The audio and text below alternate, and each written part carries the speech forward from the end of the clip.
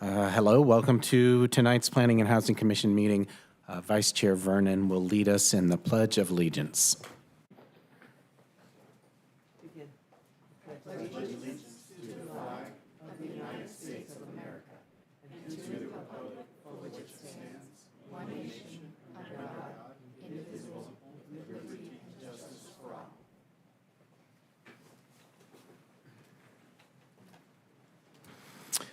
Okay, I would like to call the meeting to order.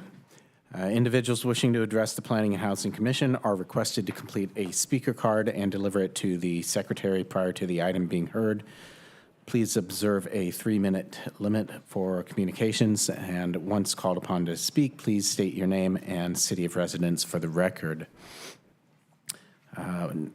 We will first turn our attention to the meeting minutes from the November 13th, 2024 Planning and Housing Commission meeting. Let's see, did we receive any speaker cards from the public, Ms. Sanchez, for the meeting minutes? Chair Woody, we did not. Okay. Any questions from the commission? Do we have a motion to consider? I move to approve. All right.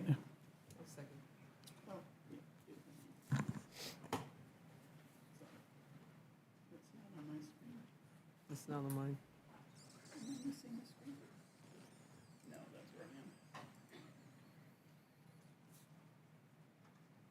Do we have a second for the minutes? Yes, I second.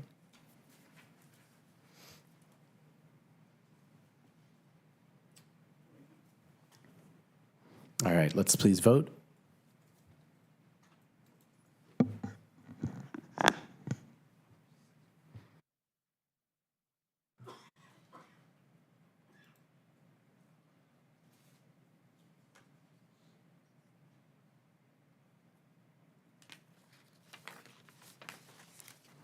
Okay, very good. Motion passes.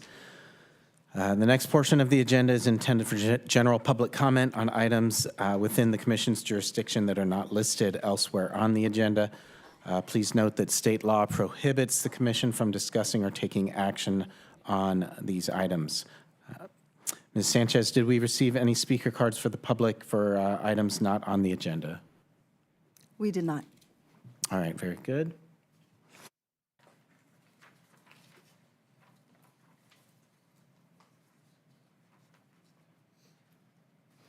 All right, we'll move on to the public hearings for this evening. There are 4 related hearings, 4 related items. And so we will be hearing one presentation from the staff to cover all 4 of these items. Commission will then ask questions and hear comments on each item individually and then potentially take action on each item. So first we have item 6.1 GPA 2020-0002, a general plan amendment to change the land use designation of 5.5 acres located north of Green River Road, west of Dominguez Ranch Road, a change potentially from mixed use 2 to general commercial, and change the land use designations on the south side of Green River Road and west of Dominguez Ranch Road from general commercial, mixed use 2, and estate residential on 49.31 acres of mixed use 2, 20.39 acres of estate residential, and 89.34 acres of open space general. We also have item 6.2 SPA 2020-0006, an amendment to the Green River Ranch Specific Plan SP 00001 to change and reorganize the zoning designations within the Green River Ranch Specific Plan and to make corresponding revisions to the maps, tables, illustrations, and texts throughout the specific plan document. We have item 6.3, tentative tract map 37963, an application to subdivide 154.5 acres within the Green River Ranch specific plan into 5 lots for light industrial use, 1 lot for residential use, and 1 lot for open space, 2 lots for the construction of streets. Finally, precise plan 2020-0004, application for the review of the site plan, architecture, landscaping, and other features associated with the proposed development of 5 warehouse or industrial buildings totaling 746,167 square feet on 49.31 acres. Again, located on the south side of Green Ranch or Green River Road between Fresno Road and Dominguez Ranch Road. Applicant is the same for all 4 items, PSIP WR Green River LLC. We will hear a presentation on all 4 of these items from Ms. Vanyan, our planning manager.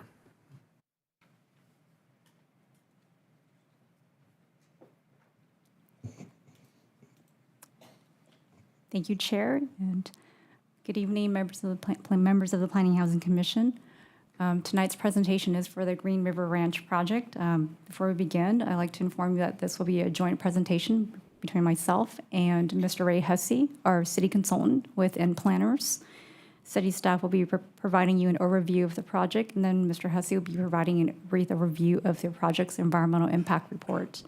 And then at the end of our presentation, I would also like to call the applicant, and he would like to provide you a brief presentation of his community outreach efforts, along with other additional information.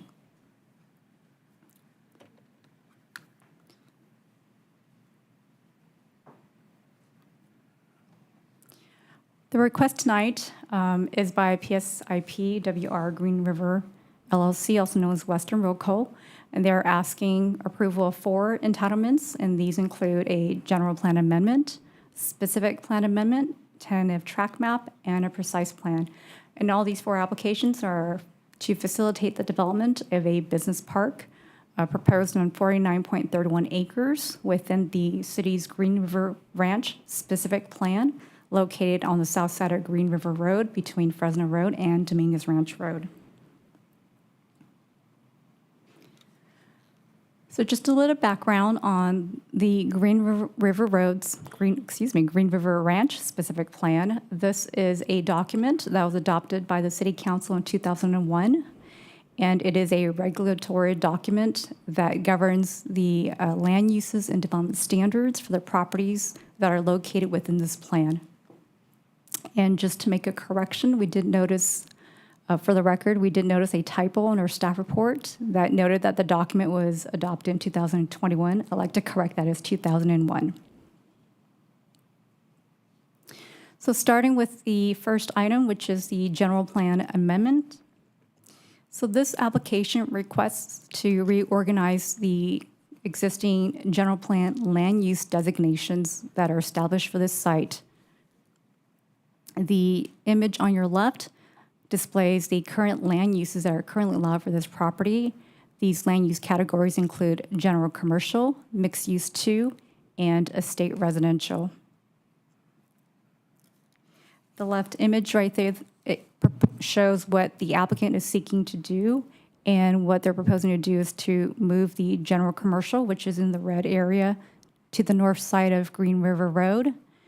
The mixed-use 2 would be distributed across the south side of Green River Road, and then the estate residential would be reduced significantly from about 98 acres to about 20.39 acres.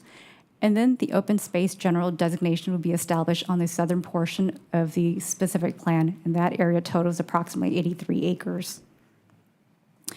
And so these changes are intended to facilitate the development of the business park. It's essentially laying the land use foundation for the development.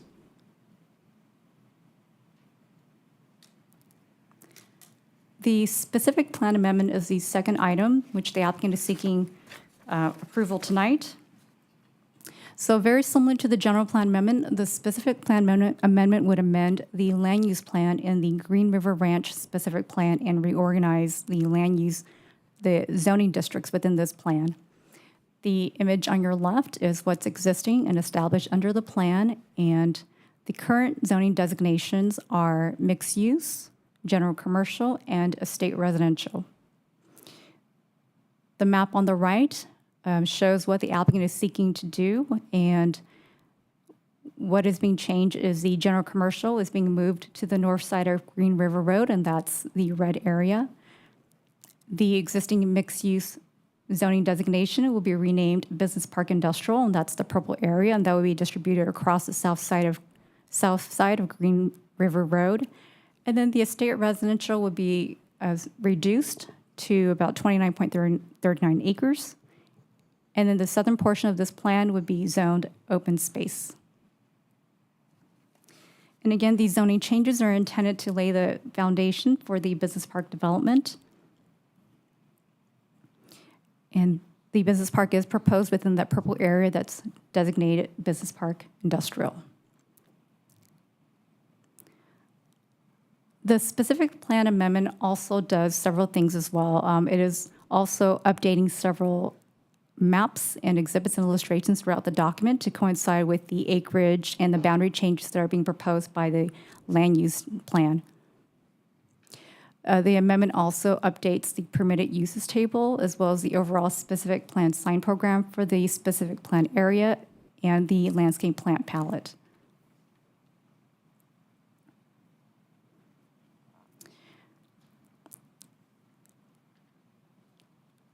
The Green River Ranch specific plan currently allows for a total of 18 pylon and monument signs throughout the properties within this plan. This amendment would reduce the signage down to 9. And this signage includes a freeway pylon sign and 2 monument signs proposed for the commercial parcel on the north side of Green River Road. And then for the parcels on the south side where the business park development is proposed, the amendment proposes to allow for up to 5 monument signs within this site.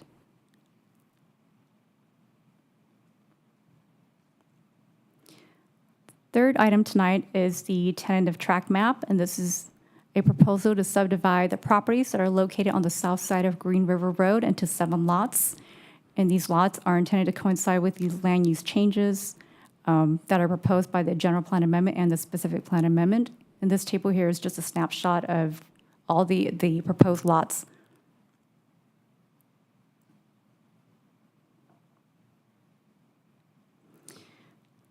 The subdivision also includes approximately 3.4 acres of city-owned land, which the applicant is in the process of trying to acquire from the city. These properties include a portion of the right-of-way along Green River Road and LMD property.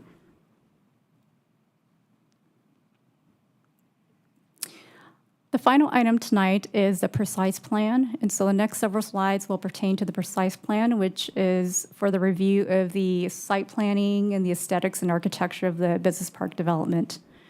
So for the site plan, the development consists of 5 warehouse buildings totaling 746,167 square feet of warehouse space.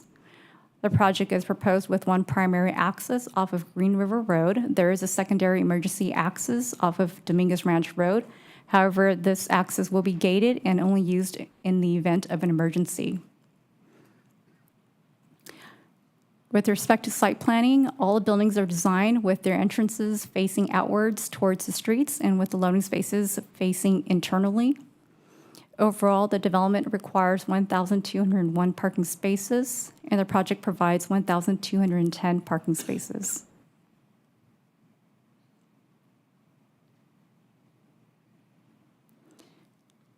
This slide shows the architecture of the proposed buildings, and this is what a typical building would look like within this development. The buildings will be constructed of concrete tilt-up walls. The buildings have a lot of articulation along the roofline as well as on the facades. The walls consist of painted walls with stone veneer, glazed windows, and storefront entries, as well as metal canopies. There are tower projections and recessed windows. The buildings do include parapet walls, and that's typically used to screen rooftop mechanical equipment. However, the applicant has agreed to place all mechanical equipment on the ground, and those equipment will be screened behind landscaping or a combination of walls and landscaping.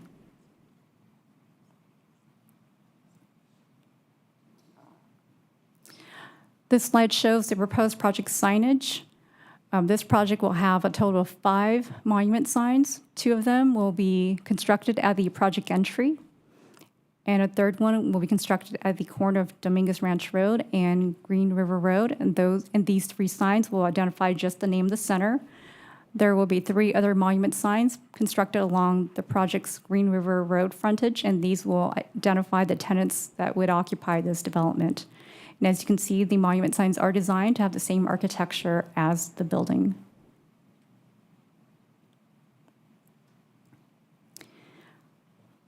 This provides you an overview of what the landscaping would look like.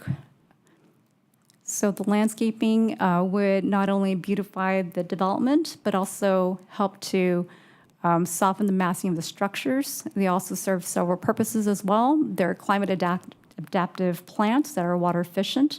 They help to provide erosion control for the slopes within the project. They provide parking lot shade, and they will also be used to screen ground-mounted equipment. And they also help to provide defensible space landscaping as well. So this slide discusses the public improvements that will be constructed along with this development. So with this development, the applicant will be repaving Fresno Road.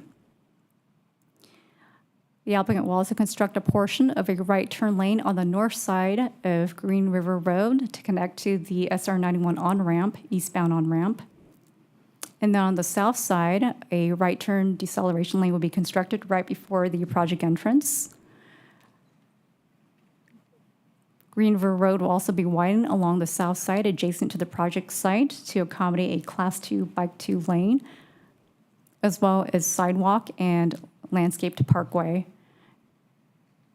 And then finally, the missing landscape parkway along the west side of Dominguez Ranch Road will be constructed adjacent to the project site.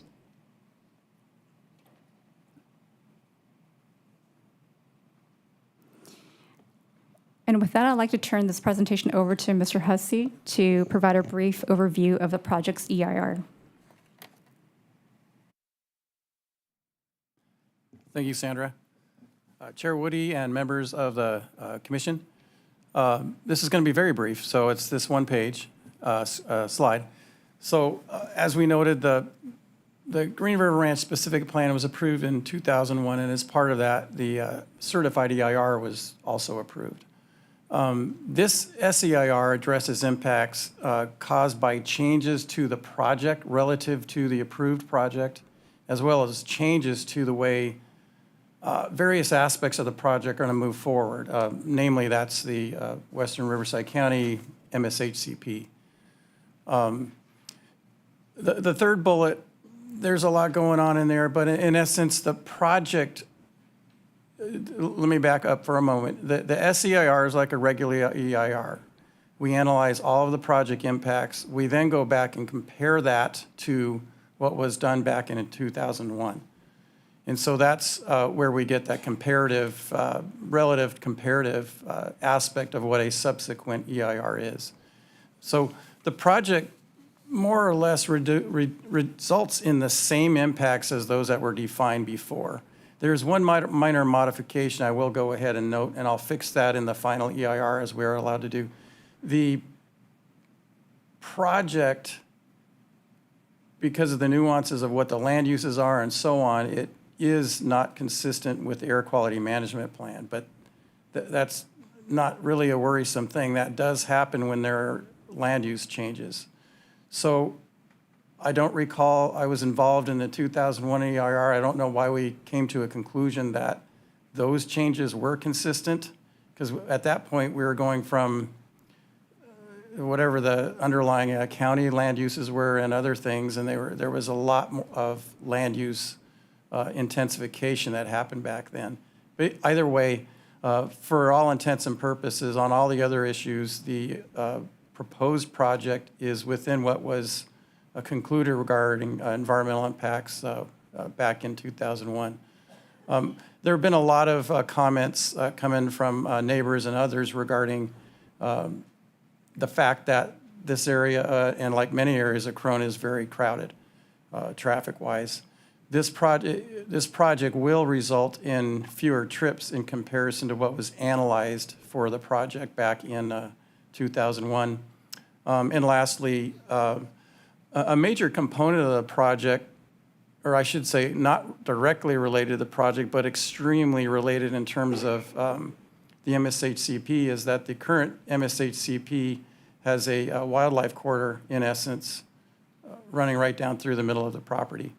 And for years, there's been study of another set of a wildlife corridor that would be better, and that's just to the west. And since that time, the regional conservation agency, RCA, has purchased that property and is in agreement, and everybody else in the biological world is in agreement that that's a better location for allowing wildlife movement from basically the Santa Ana Mountains to the Prado Basin area and further on to the Chino Hills.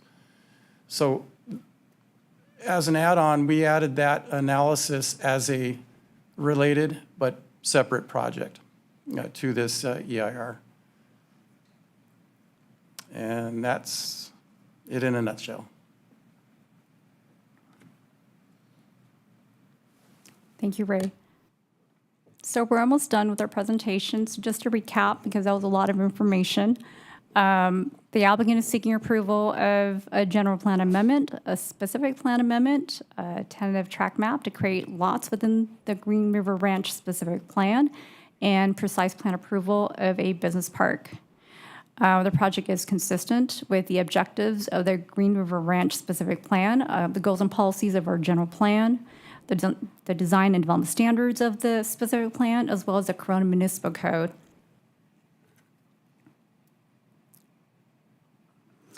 And staff is recommending approval of these items tonight. And then I'd like to call the applicant to come up here to the podium to present.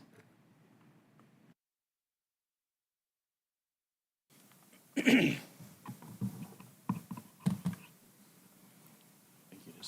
just hit the arrow.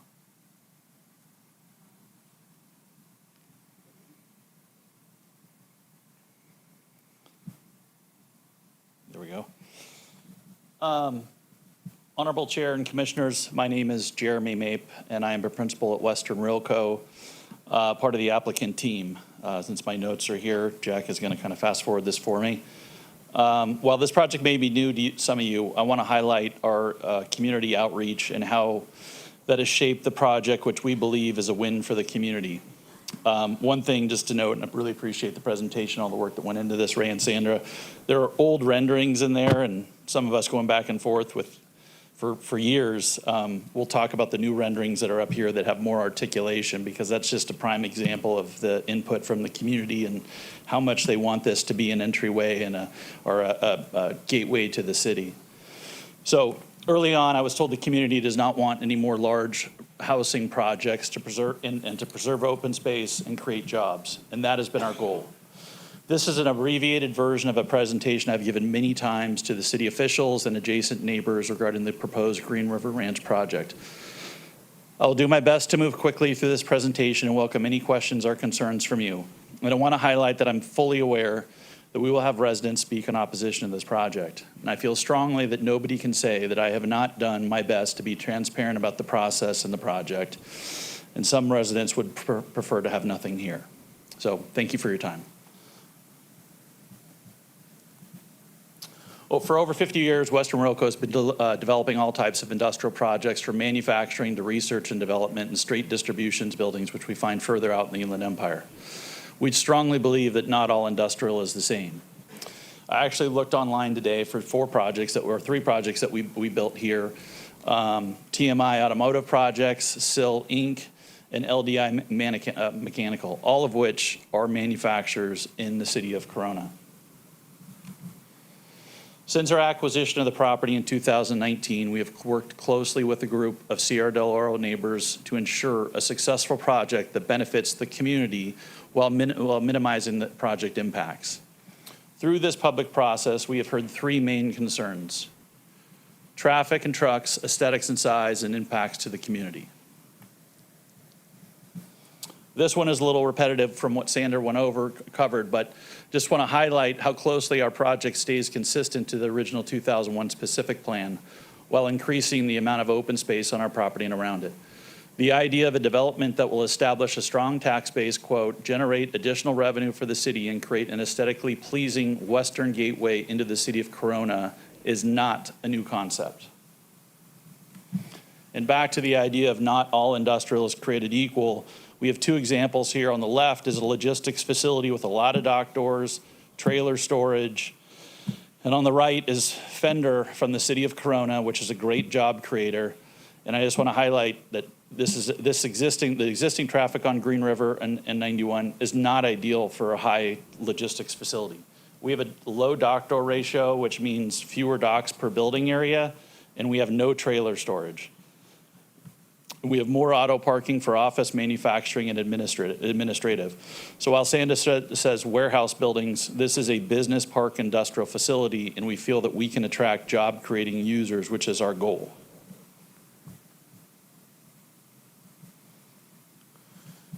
This is a letter that we went out and talked to a top 10 broker for logistics clients in the Inland Empire. Per his response, you could see the business park is not designed for large-scale logistic users, which has been a concern of the neighbors.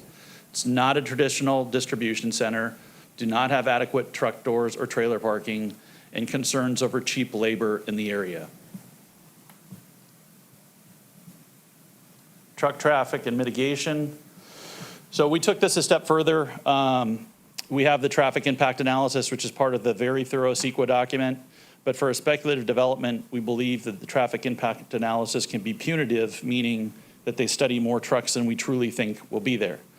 So we hired the same traffic EIR consultant to perform a 3-day actual study of the following users: AFE Power on 1375 Sampson Avenue, Thorough Packaging, Auto John, which recently moved within the city, and Develop Plus on Magnolia.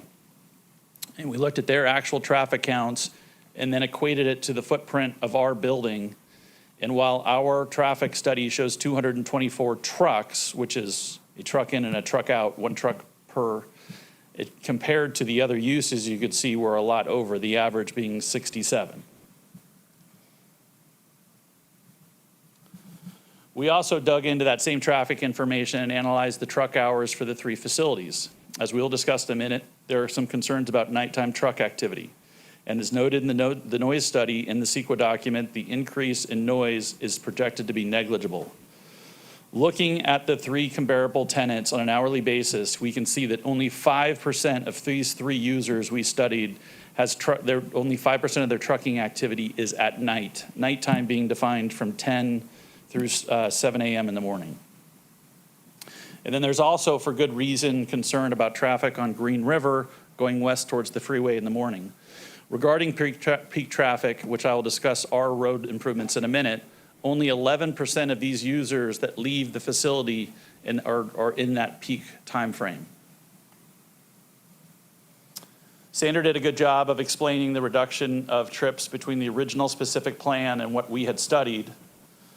Furthermore, to avoid congestion on Green River Road, we are adding lanes in both directions from our project entrance towards the freeway, so westbound, and there's a dedicated lane that will connect to the new Caltrans 91 on-ramp, which is going to reduce congestion by people that want to take that right, have to go to the dedicated right lane, and the people that are going through will stay in the 3 lanes to the left.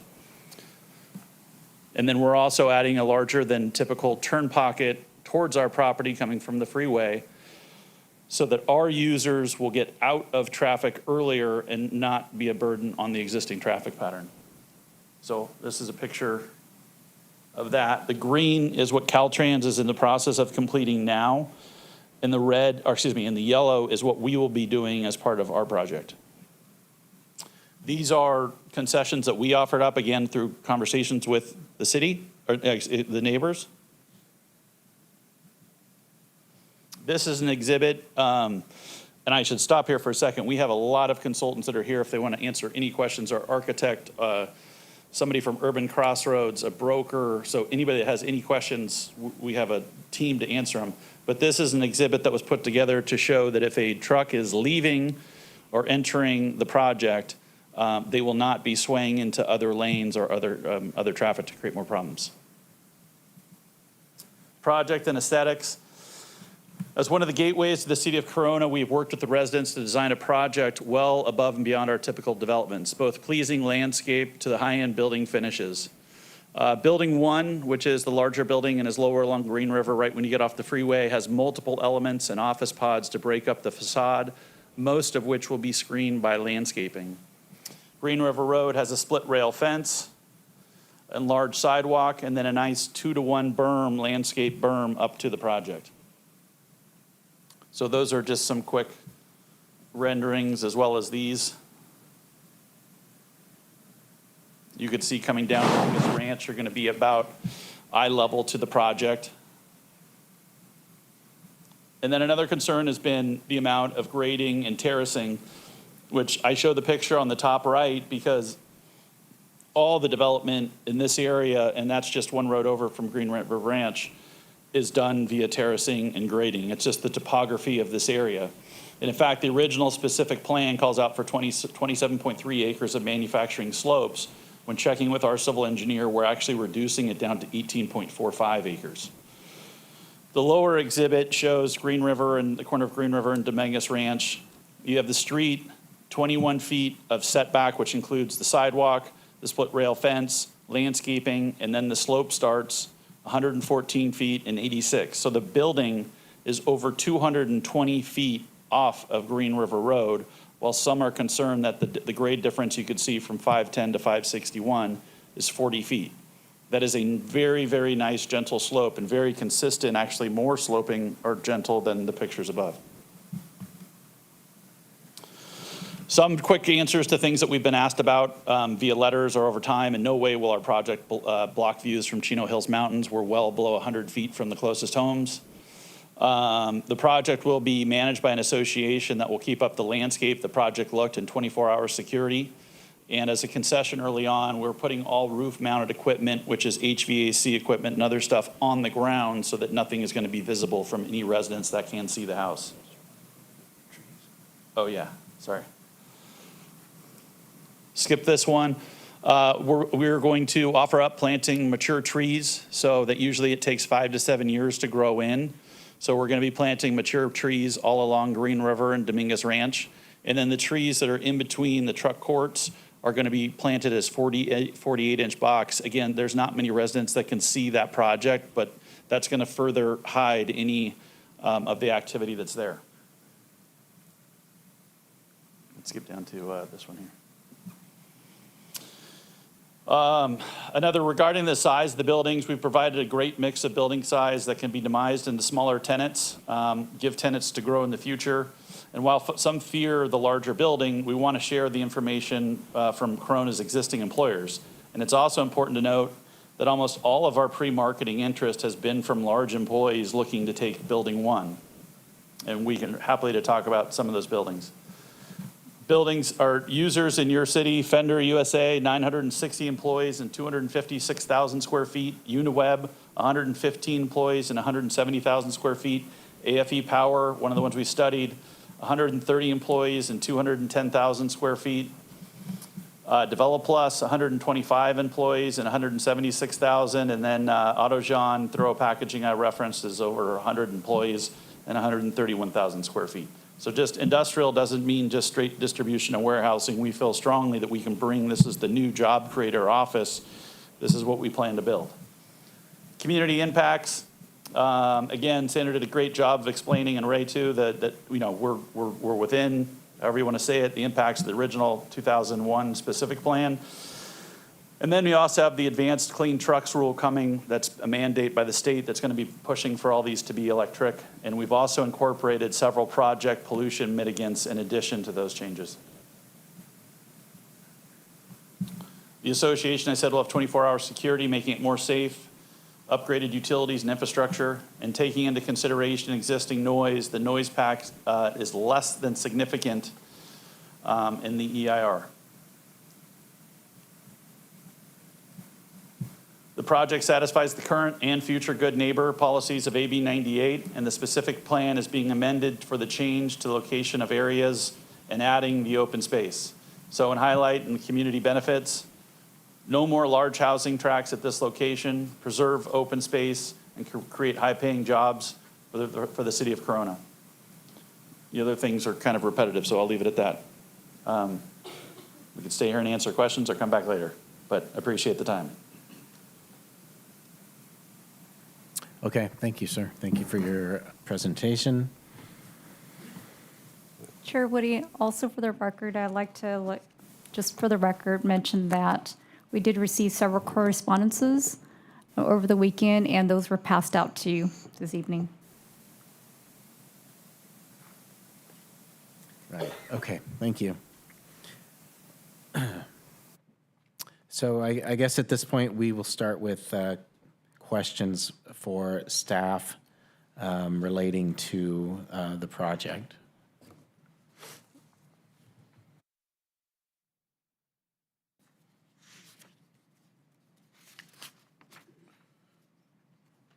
And that's, so we're going to start with the GPA initially? Okay. Yeah, I guess as much as possible. I mean, Sure, it's knowing gonna that be we tough can't, we can't separate Yeah, everything I'll here. try to. If I could start, Ms.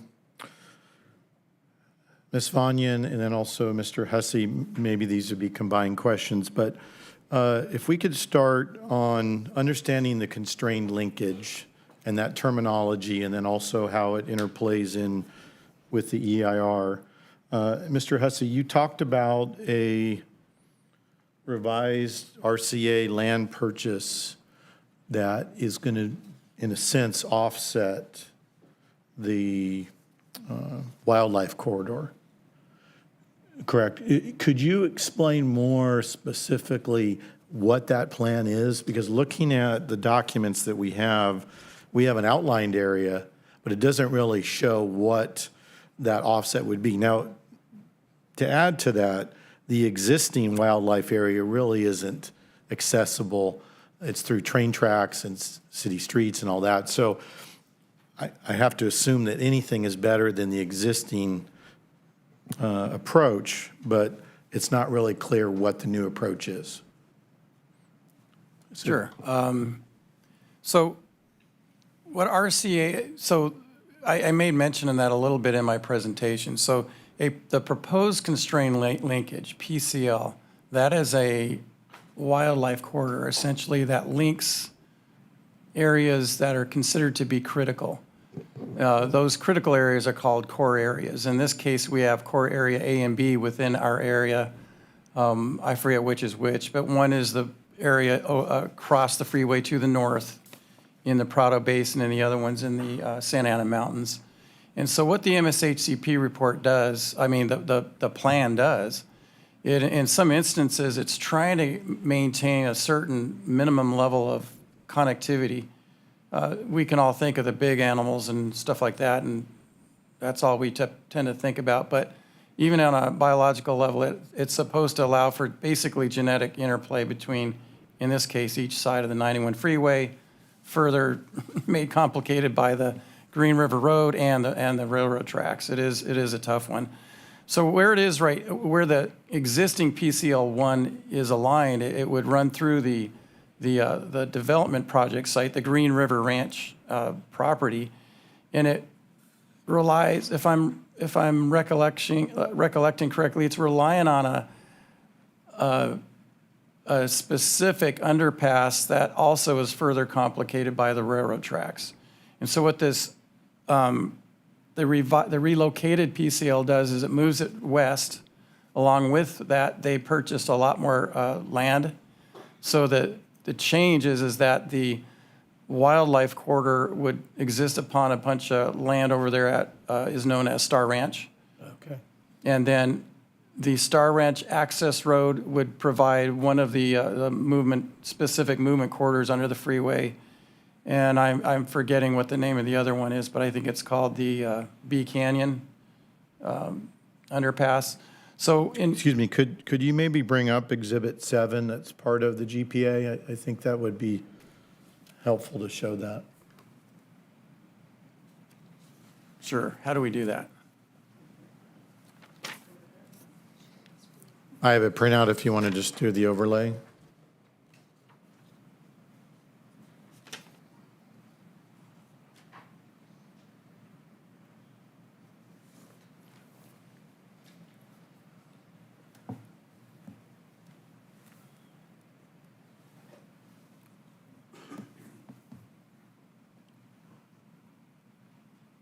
There it is, thank you.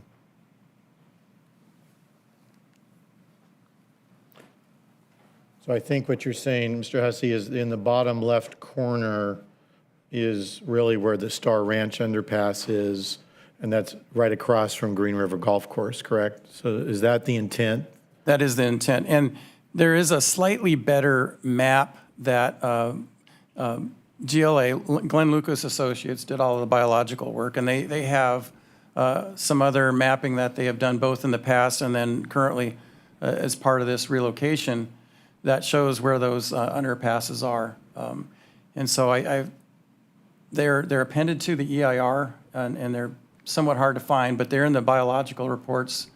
Most of their graphics are towards the end of the report. Well, they're all at the end of the report. Excuse me, for clarification, is this the underpass down by the mobile home park, Green River, where that underpass which accesses the Star? So that is what is being used, is the new location for the PCL? That's correct. But it's not, so is the RCA land purchase, has it occurred? Is this a potential thing that will happen, or I'm just curious? Yes, Right. it has happened. Now, it looks like it's not a very good wildlife corridor, and I agree. But that, again, that's the purpose of these PCLs. They're proposed constrained linkages. It's kind of like an attempt by this plan to do a little bit better than what otherwise might happen. So we're going to try to restrict the area that would be south of Green River Road and upland, and it's quite a bit of acreage that they had acquired. And it's going to allow for the biological movement, in theory, to get across there. Now, in comparison, the reason why this was a no-brainer to do it, in comparison, the existing alignment runs through, and it has too many even further constraints than what this alternative location has. And does it then be, in a sense, it connects with the open space portion of this application then, Yes, right? it does. May I add on, Mr. Seckelin? Sure.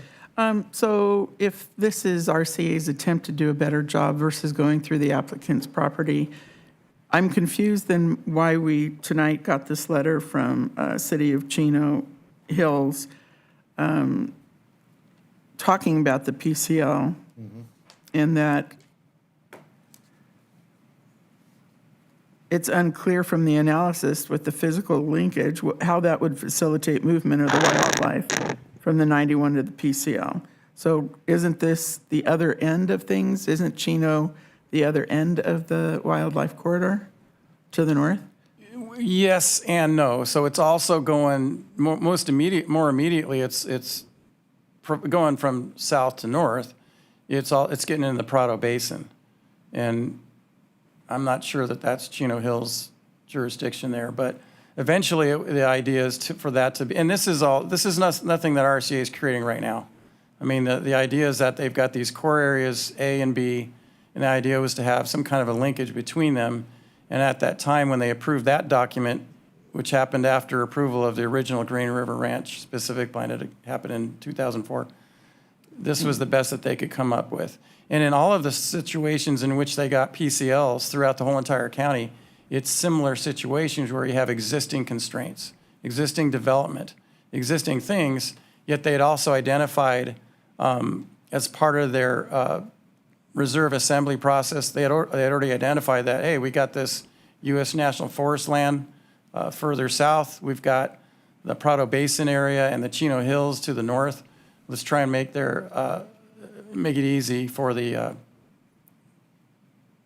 flora and fauna to get across. And I can see how RCA would have a better handle, and like you said, confusion over Chino's letter. Thank you. Yes. All right. A few more questions related to the CEQA. So in your single-page bullet point, on bullet point number 3, which was titled Air and Transportation Impacts, I wonder if we could pull up that. And so I think I understood that, in a sense, in 2001, when this was approved previously, the impacts existed at that time, specifically air quality and transportation. Is that correct? No, what I was trying to get at as 3 is I didn't want to try to do a whole exhaustive summary of the EIR.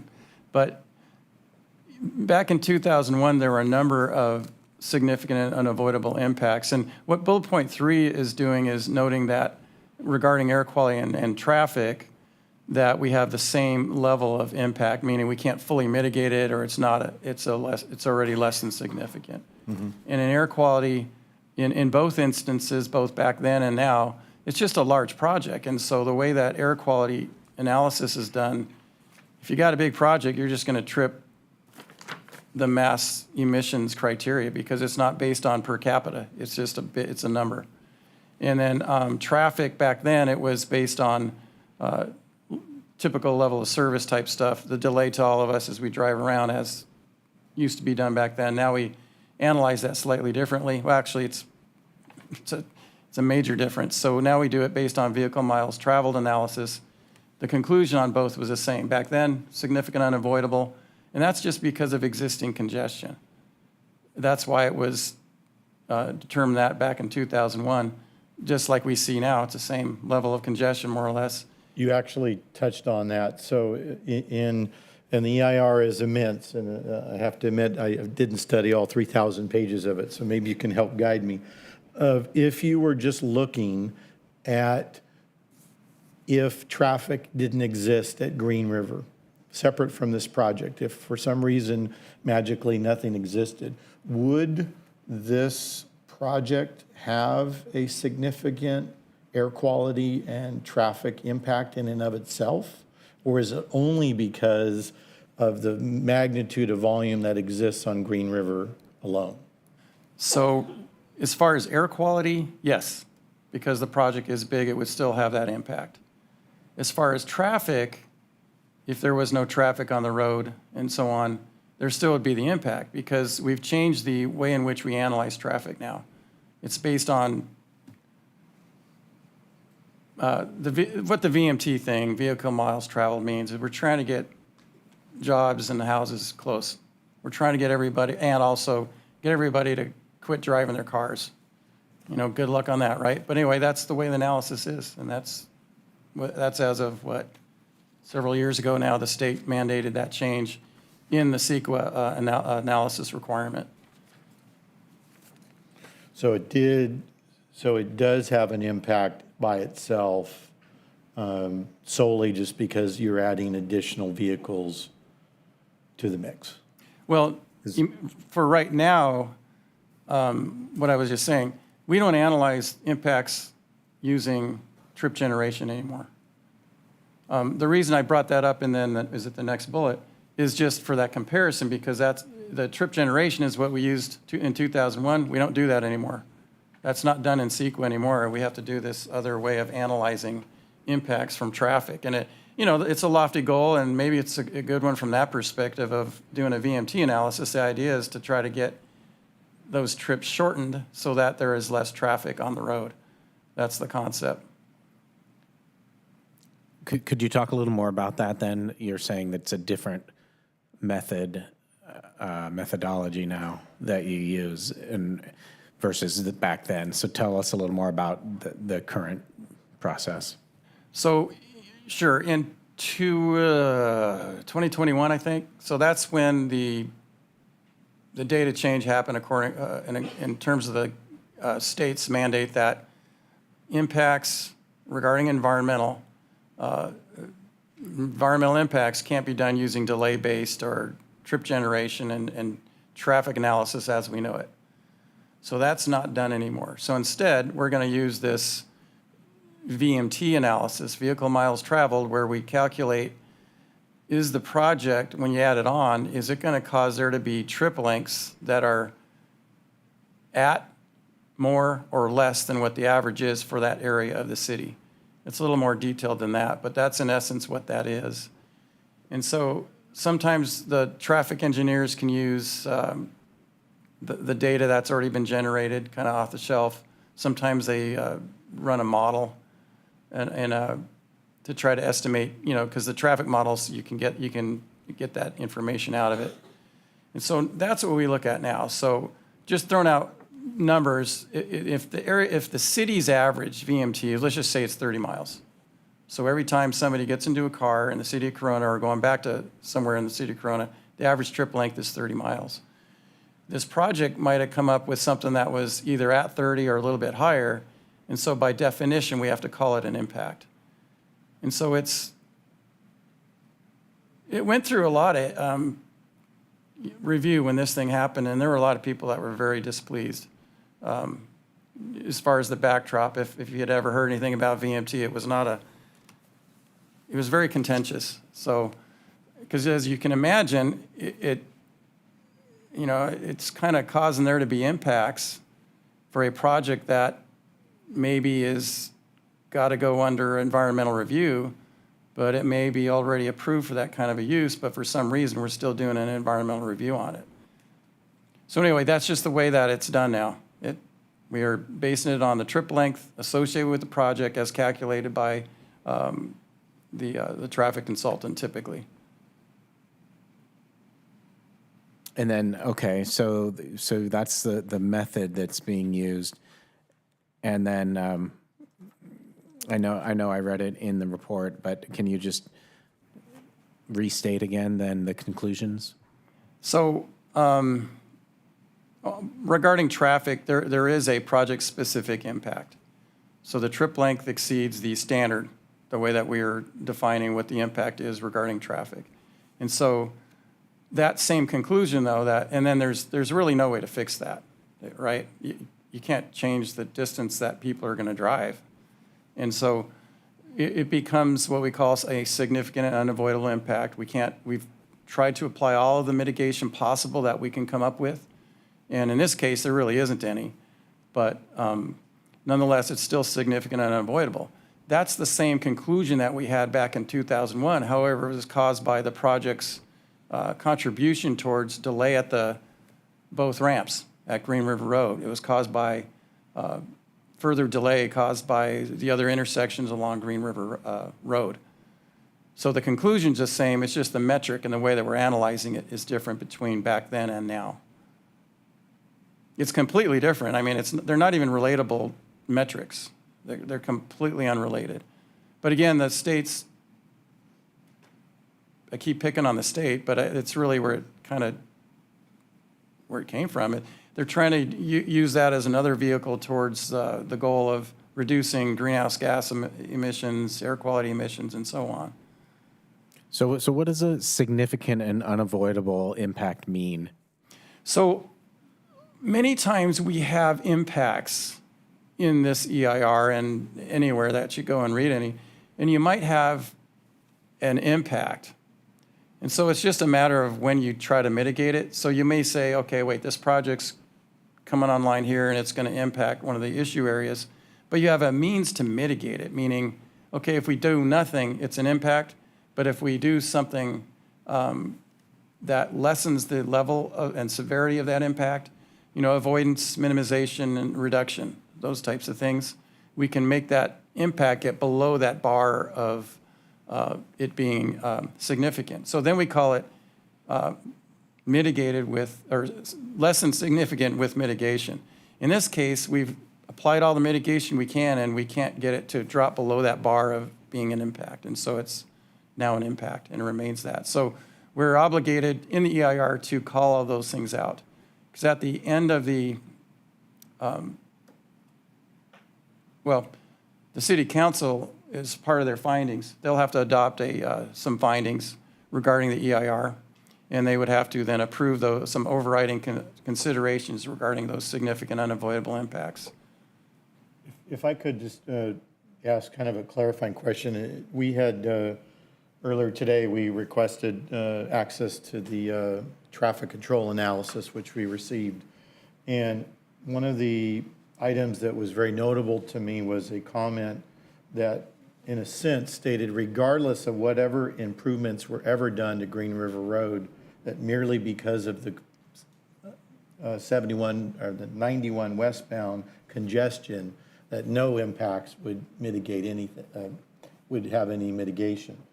So it's It's interesting that in the EIR, it doesn't state that. It really just says that there's impacts for traffic and for air pollution, but it doesn't really explain, unless I missed an item, and if I did, please let me know, that in a sense, you have done everything you can to mitigate it, but that as a result of the situation of the freeway itself, nothing can be done. Is that correct? And is that the right so- way to document or to summate it? You're referencing the text in the traffic study? Yes. Oh, okay. Yeah, so the other curveball here is that the city of Corona has traffic impact study guidelines. And so those guidelines still require the same type of analysis that was done back in 2001. And that's very common. Corona's not unique. Most cities used to have that delay-based, what I'm calling the delay-based old-fashioned traffic type study. And most cities and counties still have that naturally, right?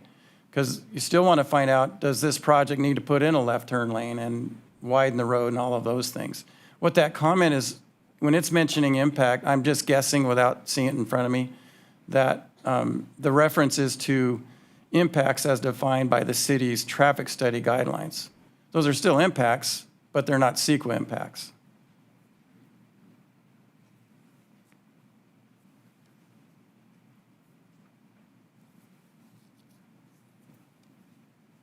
I have one minor detail I just wanted to clarify from the presentation earlier, and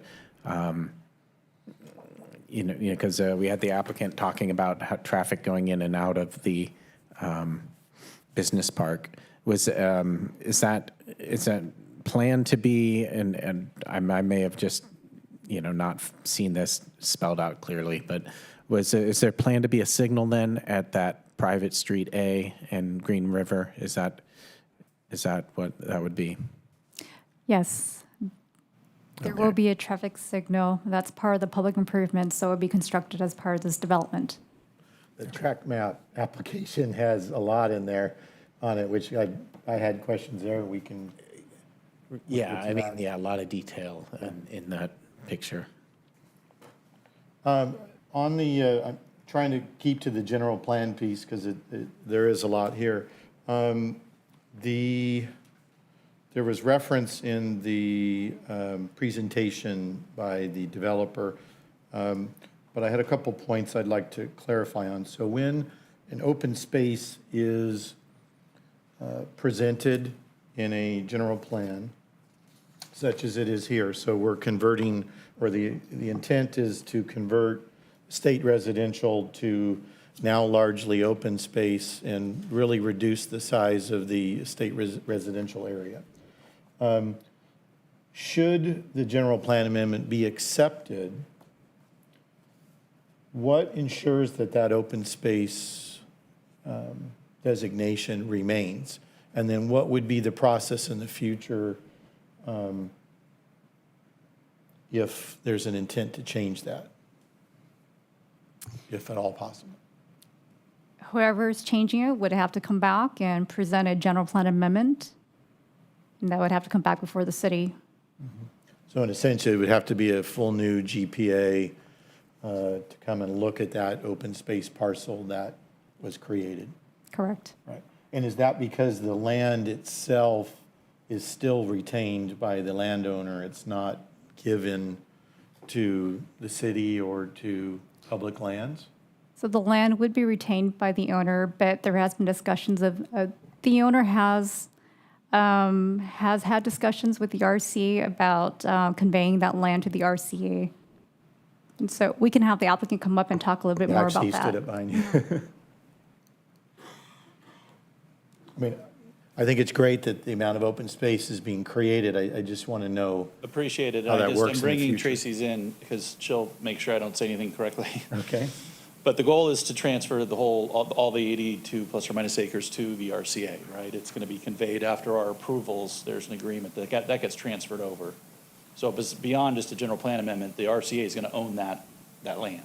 So We're so not actually, should this be approved, then that becomes the first step in that process for you to provide it? Maybe kind of walk us through that? Yeah, Tracy Zinn with TMB Planning. The applicant has submitted a joint project review application to the RCA that's also reviewed by the U.S. Fish and Wildlife Service and California Department of Fish and Game. In that application, the applicant is offering to convey approximately 80 acres to the RCA for permanent conservation, and the RCA would accept that property, probably be conveyed through meets and bounds or some type of, legal mechanism should this project be approved. Again, the existing specific plan designates that for a state residential, so the only way for that conveyance to occur into permanent open space is approval of the GPA of this project. Okay. And to follow up on that, RCA typically doesn't give up their conservation land, correct? No, they don't. Thank you. And in fact, a lot of times they'll appraise property and acquire it for quite a sum of money, and that's what occurred on the Bee Canyon property to the west. This applicant is conveying that land for no charge. So in a sense, with that comment, when and if this transfer occurs, it is de facto a permanent designation then? That's correct. Yeah. And you said that there was a submission to the RCA. You called it a joint? A JPR application, joint project review application, Okay, correct. and what's the status of that? It's under its final review, and there's a condition of approval on this project that it needs to be, that process needs to be completed before the city council meeting. But also to mention, I mean, that's been under process for 4+ years to get to where we are. So this has always been a known part of the process. Thank you. I know we want to stick to the GPA. I know you want to do that, Chair, but it's a little bit difficult here because the SPA doesn't go forward without approval of the GPA. I understand the sequence. However, I have some questions. I could go for it. Hi. First of all, I need to do some reporting out. Originally, the applicant approached Councilmember Steiner about this project, and he created a working group that Mr. Mapes has referred to. I think it was like 6 to 8 SDO residents, and he asked me to join the group, and I did. They had a series of meetings. I joined the group when they went on the field trip, when Mr. Mapes brought us to see one of their projects in Brea, and so we could see what their developers are used to. Also, the HOA, SDOH, had an update with the applicant, and I joined that Zoom meeting. Matt Olson let me observe. And the reason why I did that as a commissioner is that I wanted to see the interactions between the applicant and the residents and see how receptive and how many changes to the projects would occur. And as presented, there were many. And Chair, I have a list of things that the working group came up with, their original contentions with the program, but I'm not sure if that's appropriate right now. That's up to you. So in that, I just wanted to be transparent. So thank you for coming here. I am also excited about the open space. That's incredible. On the west side, we cherish our hills and our open space. It has to be cleared that the 2001 approved project had all these elements, most of them, in it. So here we are a quarter of a century later, and I guess I want to know, Ms. Vanyan, if you or Ms. Coletta could tell us, and maybe you explained it in one of your meetings, I forgot, Mr. Mapes. Here's this project, it's the gateway to the city. It's got these elements of retail on the bottom, elements of industrial in the middle, and then these 32 estate homes on 3 acres each. And it's collected dust. I'm just curious why no one came forward to build it. Any guesses? I would say probably it's the economy, the current market. over the 25 years. And so what we've, Jeremy could probably, If I Would- can, would- if Yeah, I I was can, gonna on- say that- yeah, go if I ahead. can on that. So I worked very closely with the owner originally on this project. And at that time, the ownership did not want to sell the land. They actually wanted to enter into a long-term lease agreement. So the developer at that time had a 99-year lease agreement. When it came to attracting developers, that was very troubling because most of them want to acquire the land. So there was always this going back and forth in terms of ownership versus the leasehold. So there were opportunities there. We did have a proposal come before the city. It was actually by Vestar Development, and it was going to be the Super Walmart, and it was a multifaceted retail commercial center. We had many meetings on that, and the public came out and was very upset about the project. So Vestar did invest a lot of money in designing a site plan and doing the entire project, and Vestar owns their properties as well, and eventually that project died away slowly. So there was opportunity.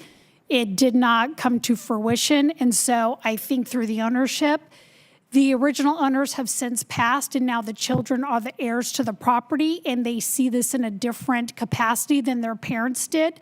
So they are all about selling and letting it go and not retaining it like their parents. So there is a change in ownership that's happened. that's very helpful, So thank you. I'm sorry, if I could just ask Ms. Collada then for a little more clarification on what she just said. So with that Vestar proposal you mentioned, that would have also required changing the GPA and the specific plan? So they had some specific plan amendments, but it was mixed use. So it allowed for both commercial entities and light industrial. So it allowed for both. So they were mostly focused on the site planning. So no, at that time, I do not recall them needing. They had some changes to their sign program. So they were actually asking for amendments to have a more elaborate sign program to attract users coming off the freeway. So they were making changes with respect to the on-site design. And then the other thing you mentioned about the owner, you know, the owner and the subsequent generation, that sort of thing. Is that what, I guess what I wasn't clear on, is that still the same owner? Or I thought Mr. Mapes' company. We purchased the property with the exception of what we call the fisheye commercial portion that's on the north side of Green River. The Day family still owns that property. And that was around, what, 2019 or something, 2020? Late 2018, I believe. Okay. They still own it, but they want it developed commercially, which is what you're proposing? Well, our specific, the specific plan update will just make that process for them to come through, and then they'll do it after we get approved. But yes. Actually, that ties to one of the questions I had. Mr. Mape, in your presentation, you talked a lot about the industrial warehouse and clearly understood what your plans are. The housing element, part of it, the estate housing was shown, but is your intent that you would then sell this to a developer, the housing portion, once and if this entitlement were approved? There's going to be an association that is set up to manage the buildings, and that's going to retain that property. Knowing and hearing early on that housing wasn't really wanted here, we're going to give the approval rights to the association next door. So if somebody ever wants to buy it, they have to go through and get sign off of the association. But our plan and intent was to always build the business park and really nothing Sure. else. So potentially that housing element within those parcels could, through a different application, be converted to something else as well, I believe then. I don't really think that's the intent. I mean, it's a smaller area with a lot of slopes and would be really difficult and expensive to develop. In full disclosure, we'll be probably in slope in perpetuity and just managed by the association for landscaping and fire resistant and all that stuff. We don't want you running up there, Cindy. And could you just tag on, so the north parcel across Green River, then, so that is still held by the original landowner? Yeah. Which explains why it really isn't part of this application. It's referenced, but Yeah. in a sense, it remains. I'm going to play planner for a second. So we're doing a specific plan update to the whole specific plan, which encompasses the whole 150 acres. The precise plan that we are proposing is just the business park in the middle. So no other factor is being presented on a precise plan basis right now. Right. So that, yeah. That I do. Okay, so Mr. Sicklin brings up some of the things I was talking about.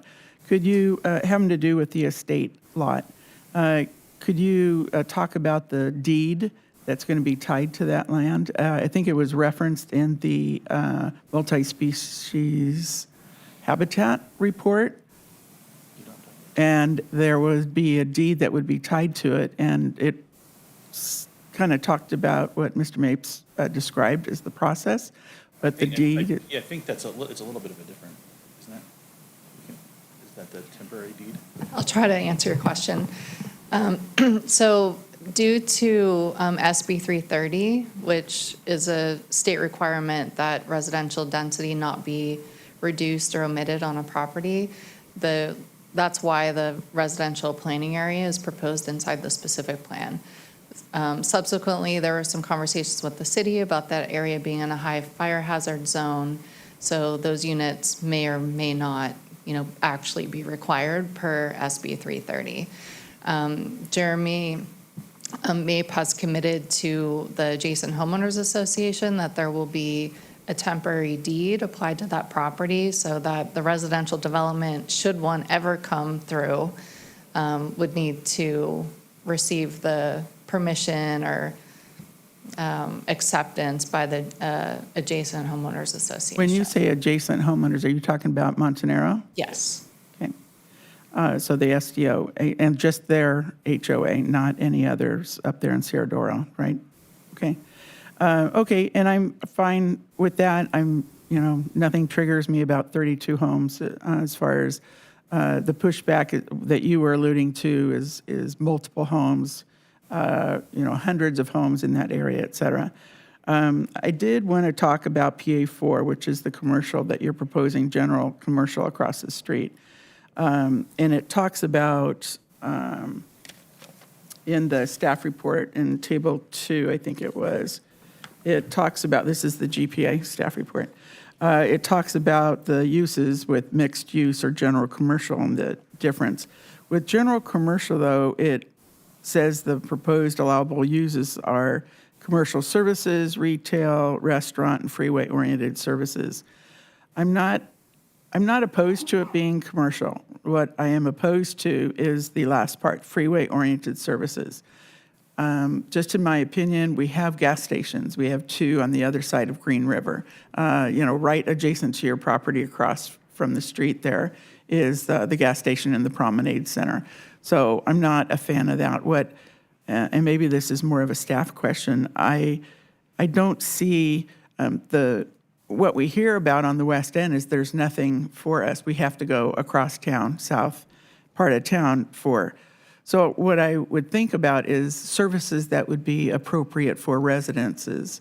I would think it would be something of maybe an urgent care or a AAA office or a postal annex, those sort of things. And I don't know which one of those uses, general, mixed use 2 or general, or how do we just eliminate the freeway-oriented? Because those are conveniences for travelers, and this area is in need of residential services. It kind of reminds me of what we did with the Bedford Marketplace. And they weren't regional, they were just mostly neighborhood services for the residents in the area. And I kind of see this 5.5 acres across the street should be that versus a hotel or versus, whatever is not conducive for the residents' convenience. We did actually, just to point to it, remove the hotel language that was in there because we did hear about that, which was part of the original specific plan. As I'm not the developer, so I guess I'm a little hindered by the answer, but the intent for us was to keep the same uses that was studied in the specific plan, and that was kind of our agreement with the Day family, and part of our entitlement agreement with them was to deliver those same uses. So, Sandra, correct me if I'm wrong, I believe it's just general commercial, and it may highlight freeway-oriented, I'm not quite sure, but all commercial uses are allowed, and then for the traffic impact analysis, they studied certain uses that go back to 2001. I saw that, yeah. Yeah, but I would assume if there's too many gas stations, they don't want a gas station. I would assume if they need a sit-down restaurant, I I'm just saying there's, it's like another Starbucks, But another, they you know also, what I'm and saying? okay, so Tracy says they also have to come through with a precise plan. So They do. that's where I think you'd say that. Okay, thank So you. so just clarify, so the precise plan, I know that's a later application piece, but it is germane. It does include the estate residential? No? No. It's solely the business park, and it does not include the north parcel at all? Well, I understand that, but since it was addressed in the GPA staff report, I wanted to know maybe But from. again, it's just that you asked about, you asked about the precise plan. The precise plan, which I know is one of the four things going, that's just the business park. The specific plan encompasses everything, Okay. So which is the perha- traffic error. Yes. Everything that was studied encompasses the retail, the residential, the business park, but only the business park is being submitted for site plan review. My other question or my other point is, recently, the city council voted on a water increase. So we're very sensitive now to water rates and the prices for that. And part of the community meeting was residents were allowed to come in and hear how the study was processed and what went into that. And one of the residents asked the city, the utilities director, what are you doing about water retention and runoff? And he explained that all the projects have to address that with their drainage and such not. But the question remained with me, and I had a conversation with Mr. Moody, was why aren't we building more of these basins? And then I also read in the multiple species document that they actually recommend, instead of, and on your grading where it shows the C-C and it showed the elevations and the each of the steps for drainage. My thought is this, is why aren't we building bioswales? Building them, you're grading the dirt anyway, and instead of this tier stepping on the slope of the estate, which was C-C in your document, why you're moving dirt around already, maybe we should create a basin so that the water, instead of running off the ditches into the runoff, it can be collected and it can be absorbed and percolate back into the water tables. The water table water, the director was telling me, accounts for 49%, and we have to buy some of the other water, which we can't control the rate. So if we had more of these retention basins, then the runoff from the slopes, which we have all along the hills, this would be a perfect place to put retention and then the basins where it could actually percolate back into the water. What are your thoughts? Sounds very, very rational, and again, I'm going to go to the experts so that I don't mess this up. But there is I'm on-site. just saying, you're already moving dirt. Let's No, just no, move it in another yeah. way. But we are, there's always water quality in underground detention basins, and then there's a lot of complexity with the natural habitat in which we touch and move, and then how it can be used. So this is Brandon Barnett from KWC Engineers. Thank you, Can answer it Brandon. a lot better than I can. Good evening, Commission.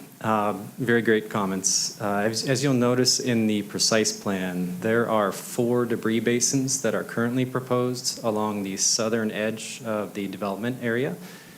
Those debris basins actually capture any rainfall, sheet flow coming from the hillside area into the basins, obviously relieve stormwater of debris. And there will be elements of percolation available within the basins, but the overall goal is to protect downstream facilities and make sure we match the existing condition of the storm drain facilities. So I must have missed that. Do we have a picture of that? Is that on the site plan or the precise? It was in one of the PowerPoints, I did see that, and I think it Let was. me go back to that The then. developers. Oh, there. There you go. So you'll kind of see in the darker green I see debris sections- flow basin. Yeah. I missed that. My question is that enough?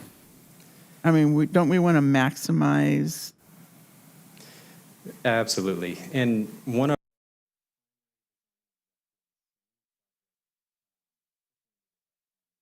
is to evaluate the soil for infiltration type BMPs. City of Corona does not have the best percolation in general across the city. In here, in this location, we have the debris basins along the south, and that's going to control the drainage, allow for any percolation that does occur, and that's actually going to provide quite a bit of percolation than normally what we would propose on this type of project. Thank you. If I could, since you're here, it's relevant for an engineer. So I'll pivot a little bit. Looking at this actual presentation that's here, this slide,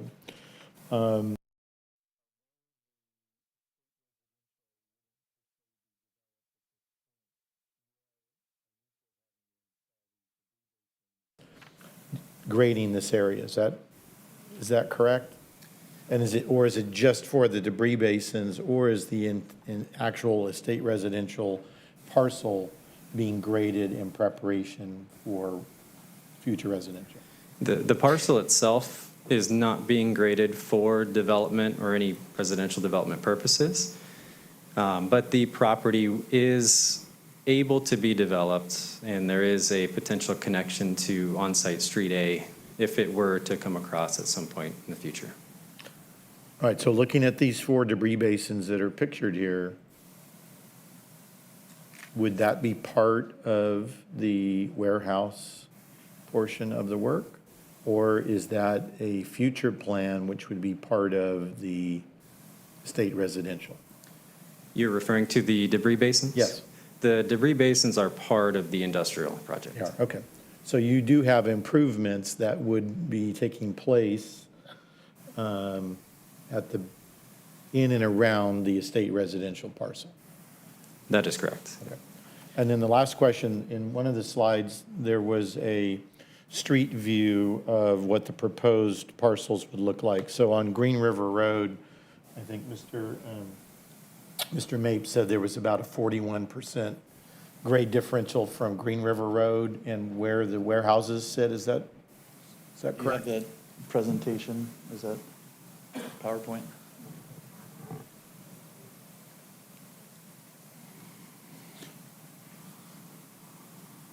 I think I know which one, I just got to get there. And we may not need, I guess the question is, to achieve that 41% grade height difference from Green River Road, is there then a large amount of grading that will take place from the back of the parcels forward? And in a sense, the elevation that we would see of the warehouses would actually be built up earth to achieve it. Yes, and Right. maybe you can answer that So better. today, if But you're looking at the area standing at Green River Road, it's not a 41-foot height differential. It's probably 6 feet at street level, which grades up. So in a sense, the entire parcel would be built up starting at the street. Yeah, Is and that, so, in a sense- just to highlight what you're saying, there's a 41-foot grade at elevation at the corner of Green River and Dominguez Ranch Road, Mm-hmm. from that corner to where the parking is. And that is achieved via, again, a major, 5-foot of sidewalk. There's at least 10 to, I think, at the corner, 20 feet of landscape setback before that slope starts. And then the slope is a 2-to-1 slope, because we had a lot of conversations with the neighbors about not wanting a big wall type of effect. So it's a gentle 2-to-1 slope with mature landscaping to get all the way up there. But the intent of the project is to have no import or export of soil. So the grading plan is we are moving dirt from the back To the front. up to the front. Yeah, okay. So that behind you on the screen is an example that shows the greenery, the sidewalk, and then that corner, and then the dark green is the slope that starts up. Because we did have conversations and we're showing examples of slope starting right behind the sidewalk and not really wanting. Yeah, something- so aesthetically, from Green River Road, you're not seeing large warehouses. You're seeing planting and slope and greenery. The only, does this go backwards? I think, Commissioner, it would be similar to the other part of the other office buildings, you know, to the west side of the retail center there. True. You know, you see the slope and maybe you see a little bit of the buildings, but it's definitely, a good 20 feet above road level? Right, that's a good point. Yeah, and it starts as you get off the freeway, kind of on the top right, you can see you're more at the level. It's still raised above, and so there's a minor slope there of 10 to 15 feet and some landscaping for building one. And then as you go towards Dominguez Ranch, the natural grade falls down and the pads stay about the same, so it starts to feel like it's higher up in the air. Thank you. Yeah, I guess I'm talking about the different, when Commissioner Siquelin brought up the estate residential, you know, with and the debris basins that were mentioned there, I guess, trying to take all this in, I didn't really fully grasp the only access to the residential property is through that private street A, right? There's no, Yeah, we were somewhat confined, but I think it's a benefit. There's only one major point of access to the site, and that's via the signal on Green River Road. Fresno Road, as we talked briefly about, we cannot utilize, so we're not connected to. There is a fire access, which is required for 2 points of access on Dominguez Ranch, so there is a driveway there that will be locked with a knockbox, so the only way you can get through is the fire department. But all of the traffic income and outcome will be via the signalized intersection on Green River. And to Brandon's point, for this potential residential, again, that we don't intend to build and will be approved, have approval rights via the association, you have to show that it's accessible. So we can't just put it on a map and say it's there. If somebody was to hypothetically build it, we have access through Street A up through the park to it. okay, so I guess why even have it there? Cannot remove, you're not allowed to downzone in the state anymore. You cannot remove residential, but because of the high fire hazard, we actually might be able to. Right. But that was a nuance that we recently learned. I had a question. Your project is right there at the hills. We're branding ourselves as the city of trails. So does your project have a trailhead to the open space of the city? There's two existing trailheads, and they're both off of our property and will stay there. There's one on Dominguez Ranch Road that actually starts in kind of two different places and goes up by the houses there. In Fresno? And then one on Fresno. And our project doesn't impact either. Actually, Ms. Funyon, can I ask a question? So Fresno Road, is that even through all of the freeway development that we had 10 years ago and then now the new development, in this development, it still exists? What is Fresno Road and why is it that it exists and can't be used? Good question. Except for parking all the accident vehicles that happen on the freeway to be towed away. So Fresno Road is a public street, but it's not fully improved. Right now it's paved. It's got an existing paved width of only 24 feet.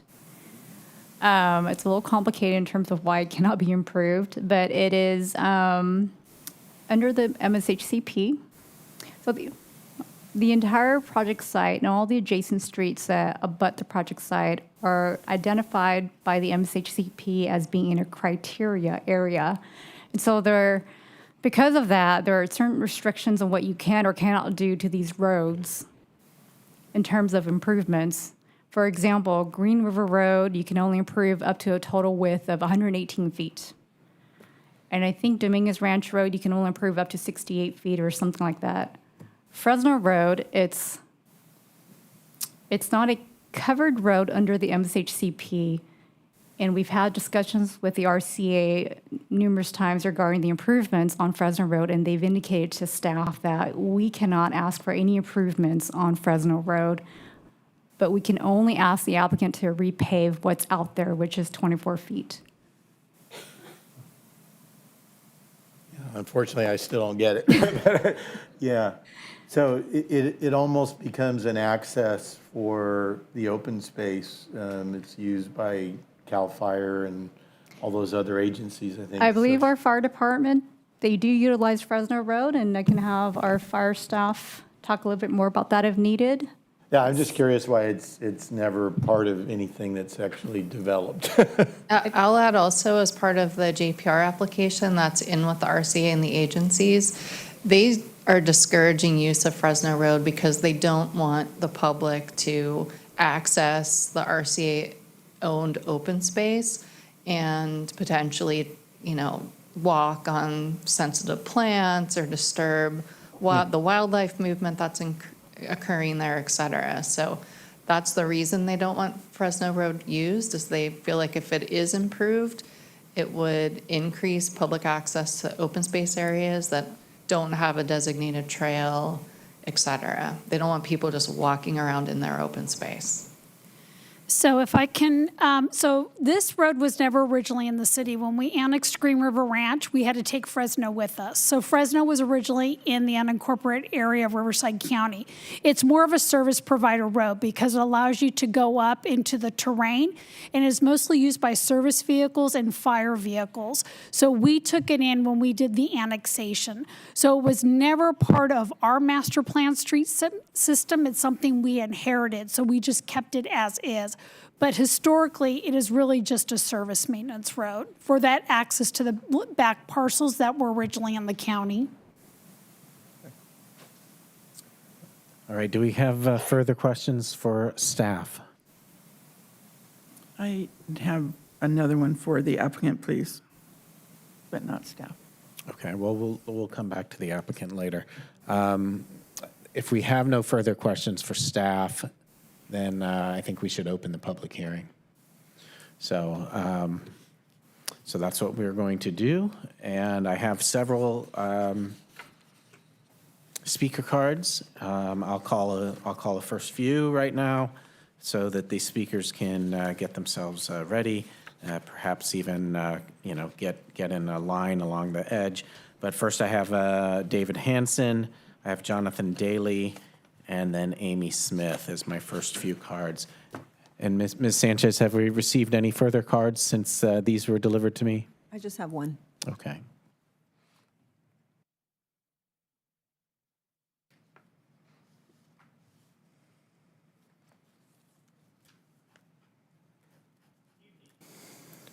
Can you hear me? There you are. My name is David Hansen with UA Local 398, Plumbers and Steam Fitters. We support this project, and your yes vote today shows that you support us and Corona as well. This project allows our hardworking men and women to advance their careers while earning middle-class wages and benefits. Most importantly, the developer has made a pledge to hire local and skilled construction workforce members to build their vision, ensuring that high-quality projects and enshrining the community's basic economic needs by supporting people all around. These jobs are good jobs with apprenticeship requirements. That means that we're not just teaching people to build these buildings, which are just jobs, but giving them the skills to actually build careers. This project is great for our community. We strongly urge you to support with your yes votes today. Thank you. All right, thank you, Mr. Hansen. I'm sorry, could you just tell me again which union you were with? Plumbers and Steam Fitters, we're the United Association. We cover all the pipe trades in Southern California. Okay. Thank you. All right, thank you.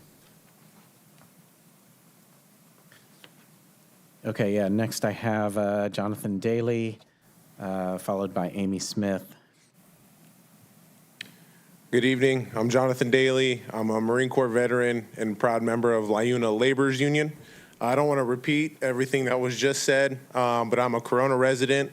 My son was born at Corona Regional. I married my wife at Eagle Glen, and we love living here. We rent right now, but thanks to this job and this union, we're looking to buy hopefully pretty soon.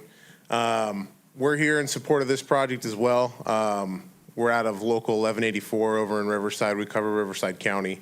But more importantly, to touch on the local jobs again, that's huge for us. I've had to travel crazy distances to get to work, and we got to go where the work is. For example, the day I got the call, my wife was going to the hospital to have my son. I was working out in Indio. So that was pretty stressful. So for an opportunity like this, and then, you know, a project like this with a developer that has committed to us for the best skilled and trained workforce, it's an honor to be a part of that, and we hope you support it too. Thank you. All right, thank you, sir. And thank you for your service. Next, I have Amy Smith. Hello. Hi, my name is Amy Smith, and I'm here tonight representing Californians Allied for a Responsible Economy, otherwise known as CARE California. We're here speaking tonight to show our support of this project and ask for the Commission's yes votes and to support the Green River project. Projects like this are going to bring positive development to the city. The applicant has assured that the city of Corona and the community will benefit from this development, and the project will bring the well-paid jobs and the future that Corona really truly deserves. The attention and respect that the developer has for its residents of this city should not be downlooked or overlooked. The benefits and assuring that this build out of this project of this size will benefit the community is a fact that shouldn't be undervalued. I see developers every single day and work in this industry, and I see developers that disrespect the community and overlook the needs and the cries of our communities, and this is not that case. This developer is truly showing themselves as a model of sound development practices, and other developers should be turning to them for positive development. We support this project and the many benefits that it will come. Thank you. Thanks. And I'm sorry, could you repeat again the name of the organization you're So it's CARE California. The acronym is Californians Allied for a Responsible Economy is the full thing. Okay, thank you very much. Okay, the next cards, I have Jeff Frasigno, I have Robert Ramos, and Orion Wise.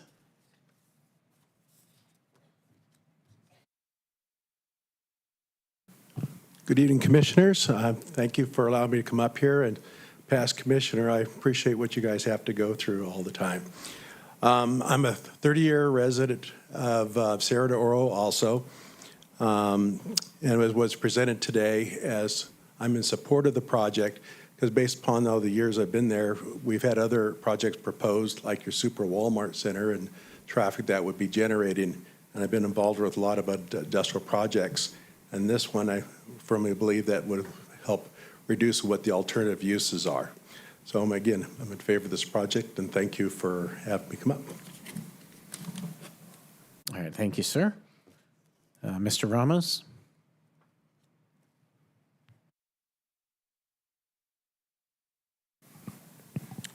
Good evening. My name is Robert Ramos, and I am with the Ironworkers, Local 416, representing just a little over 3,200 members, which of them reside here in Corona, California, and in surrounding areas. We are here tonight in support of this project and hope the commission will vote yes tonight. The developer, pretty much what we've all been saying, they've committed to local hire. You know, partnering up with all our union trades is a plus, not only for Corona, it's just going to stimulate the local economy. So we're just here asking for a yes vote tonight. Thank you very much. All right, thank you, sir. Next, I have Mr. Wise, and then to be followed by Mike Searle and Matt Olson. Hi there. My name is Orion Wise. I work with the management for Green River Promenade. We're the adjacent retail center to this site. We've had that site since about 2013, and it was very vacant and had a lot of vacant dirt out front. We've seen it through a lot of development. I can say I've probably been in this room like 15 or 20 times, getting different like planning commission and city council approvals. I've never seen a project that has like support from everyone and like no one saying no to it. That's really a testament to how good a job the developer's clearly done here with community outreach. And there's never a perfect project. There's always pluses and minuses, but we support the project, and I think it's going to be a good fit. It's been, especially over the last 5 to 10 years, some of the biggest resident concerns have always been about traffic impact in the morning and how long is this gonna increase getting on the 91 when I go to work and stuff. And I just want to point out that by having a project with this level of low density in terms of the number of parking spaces to square footage. I mean, if you had a retail center of this size, you'd need 3 times as many cars and customers. And, you know, by having a lower density project like this, it's a good benefit and it locks it in for the long term. Other couple things that just sort of stood out to me, mature trees, those are expensive. I've planted those before. That's very cool. They're committed to do that. 24/7 security, always a plus. Didn't know about the local labor piece. That's awesome. And the fact that they seem to be giving away most of the land they bought 5 years ago as a public benefit to the RCA, that seems pretty cool too. Anyway, thanks for your time. Thank you, sir. We have Mike Searle next and Matt Olson, and then I have 2 others from a Claire and a Daniel. Everyone, thanks for the opportunity to address you tonight. Want to first mention about the community outreach. Yes, in fact, the developer did appear at our HOA meeting with the presentation of the project. But once the HOA and a lot of our neighbors, 241 homes to be specific, once they found out about the nature of this project, most of them opposed it, as does the entire board membership of the Montanaro Community Association. One of the other things that we thought is somebody tonight brought it up, that this is a very unique area. You know, the 91 freeway is right there. The 71 is developed. Green River Road is highly trafficked, as is the newly developed Foothill Parkway. And so all that does is it really conspires to make this just a real impasse, almost at any time of day now. And so to put a project in this particular topographical area is just something that's going to cause problems now, in the future, and for many years to come. And so, yes, you don't see 241 homeowners opposing this project here tonight. It's really who you don't see tonight that are going to be gravely affected by the traffic, the pollution, and it wasn't by mistake that the EIR said it's going to result in significant and unavoidable impacts. So the other thing is the notification of the community. You're only seeing a few of us tonight, but what about all the other homeowners and homeowners associations that live behind the Sierra del Oro area? What are they going to do when they're stuck in traffic? When the Planning Commission approved this project, it's great to maybe provide a few jobs, because as I understand it, a lot of the prospects for this community are already housed within the city of Corona and may just move over. The other thing too is we were approached by the developer to get involved in the ownership and the management of that land. We have absolutely no interest in that. And after reading the proposed contract language, it was very, very restrictive. It didn't appear to be forthright in terms of our ability to really control the future project. And we have no aversion to building homes. And that's what I think you really ought to consider, is because that's what the state of California is trying to do right now. Thank you very much for your time. Okay, thank you, Mr. Searle.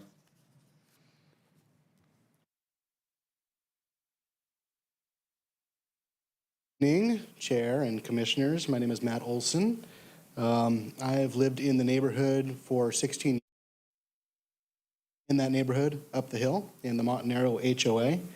And I chose to live there because of the bucolic nature of the area, right? I work in Orange County, drove home, drove past the horses. It's part of the reason I chose to live there. And I would like nothing more than to see additional amenities on this parcel, like most other people, right? It's true. As Commissioner Alexander said, we do have to travel somewhat to get to, either Orange County or Chino or the other end of Corona to do stuff.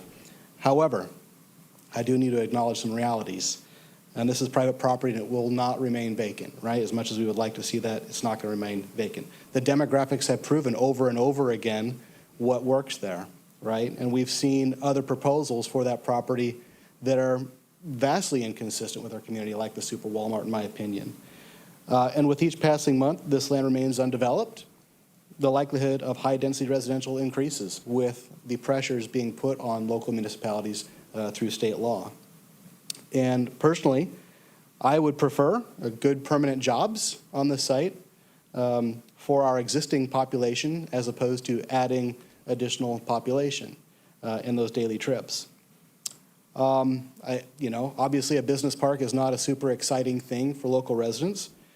And I was one of those residents, along with Commissioner Alexander, who was asked to weigh in on the initial project back in June of 2019. So it's been some time.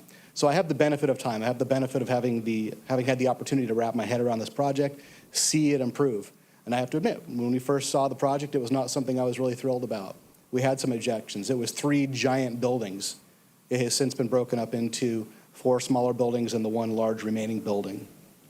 Some of the identified areas of initial concern: traffic, of course. We requested limiting morning rush hour egress from the site. Traffic, logistics or fulfillment uses. Traffic. Project site must not serve as an additional bypass for Green River traffic. Smaller buildings we asked for, mature and abundant plantings early in the project, tasteful signage, neighbor view shed of rooftop equipment, sidewalk improvements to attract walkability, dedicated turn lane from westbound Green River to the eastbound 91, project name inspired by the site's heritage, trail access retention, open space conservation on the upper acreage, and enhanced building articulation, facade materials, and glazing to offer a less of a built tilt-up appearance to the overall site and increased compatibility with the existing developments around it. Of those 13 concerns, 12 of them have been wrapped into the project as a result of the community input. And I think that speaks volumes. I reserve a little bit of concern about the morning egress traffic. I recognize that it's a small percentage, but those are big vehicles, right? Big vehicles take up more space. 65 foot of semi takes up some room. So I do reserve some concern there. However, it needs to be said that this applicant has been nothing but pleasant to work with. He's listened to the community feedback, responded, and incorporated those suggestions into the project. And I'm happy to support the project overall. Thank you. Okay, thank you, Mr. Olson. Then I have 2 more cards with just a first name, a Claire and a Daniel. I don't know if those folks are still here and would like to speak.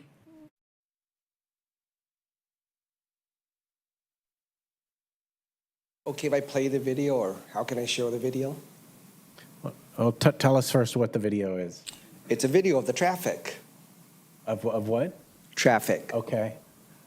Well, I guess, yeah, we're not really set up to see a video, but I think we all are familiar with Corona traffic, so. Well, I don't know if you're really that familiar because I live behind the project. I don't oppose the project. I think the project's fantastic. I think jobs and amenities is great. But I think that we could try to take advantage of this opportunity to fix the traffic or improve it to some sort. Because if traffic's already this bad and you add on more trucks and more traffic, it's not going to get better. It's going to get worse. My kids sometimes cannot get a ride to school because they can't leave Dominguez Ranch. We cannot leave Dominguez Ranch because it's backed up to the hill. Their classmates cannot come to our house, so we have to go up Dominguez Ranch and go through the secret gate to get to school. So my daughter's sitting back there today, and she's like, why can't we build a library? I don't think she's going to get a library. I don't think we're going to get a Walmart neither, but if we're going to do this, can we please make some exceptions and add a 5th lane in? I know anything's possible. It's just land. No one's using it. Cut some more hills and build some more lanes or something, because if the traffic is coming out of Dominguez Ranch is going to be that bad, I mean, imagine if there's a fire or there's extra traffic on Green River and the freeway. How are the people of Dominguez Ranch going to get to work? I know there's a lot of talk about jobs and all that good stuff, but I have to be at my job on time. And I can only budget double the amount of time. I can't budget triple or quadruple the amount of time to go to work because doesn't make any sense. I, too, am a resident of Corona. I moved from Weirich, which is South Corona, to West Corona for the benefit of traffic, and this is going to add to our traffic. Again, I don't oppose the construction or the building or the jobs, the amenities, those are great, but we have to address the traffic. Even if we have to build a double-decker 5-lane, we got to do something about the traffic. So whatever it is, please try to figure it out and get creative. And that's all I have to say. Okay. Thank you. I can assure you, Yeah. 3 of the 5 up here live on the west end. We're very familiar with the traffic, but thanks for the suggestion on the video. Thanks. Thanks for your comments.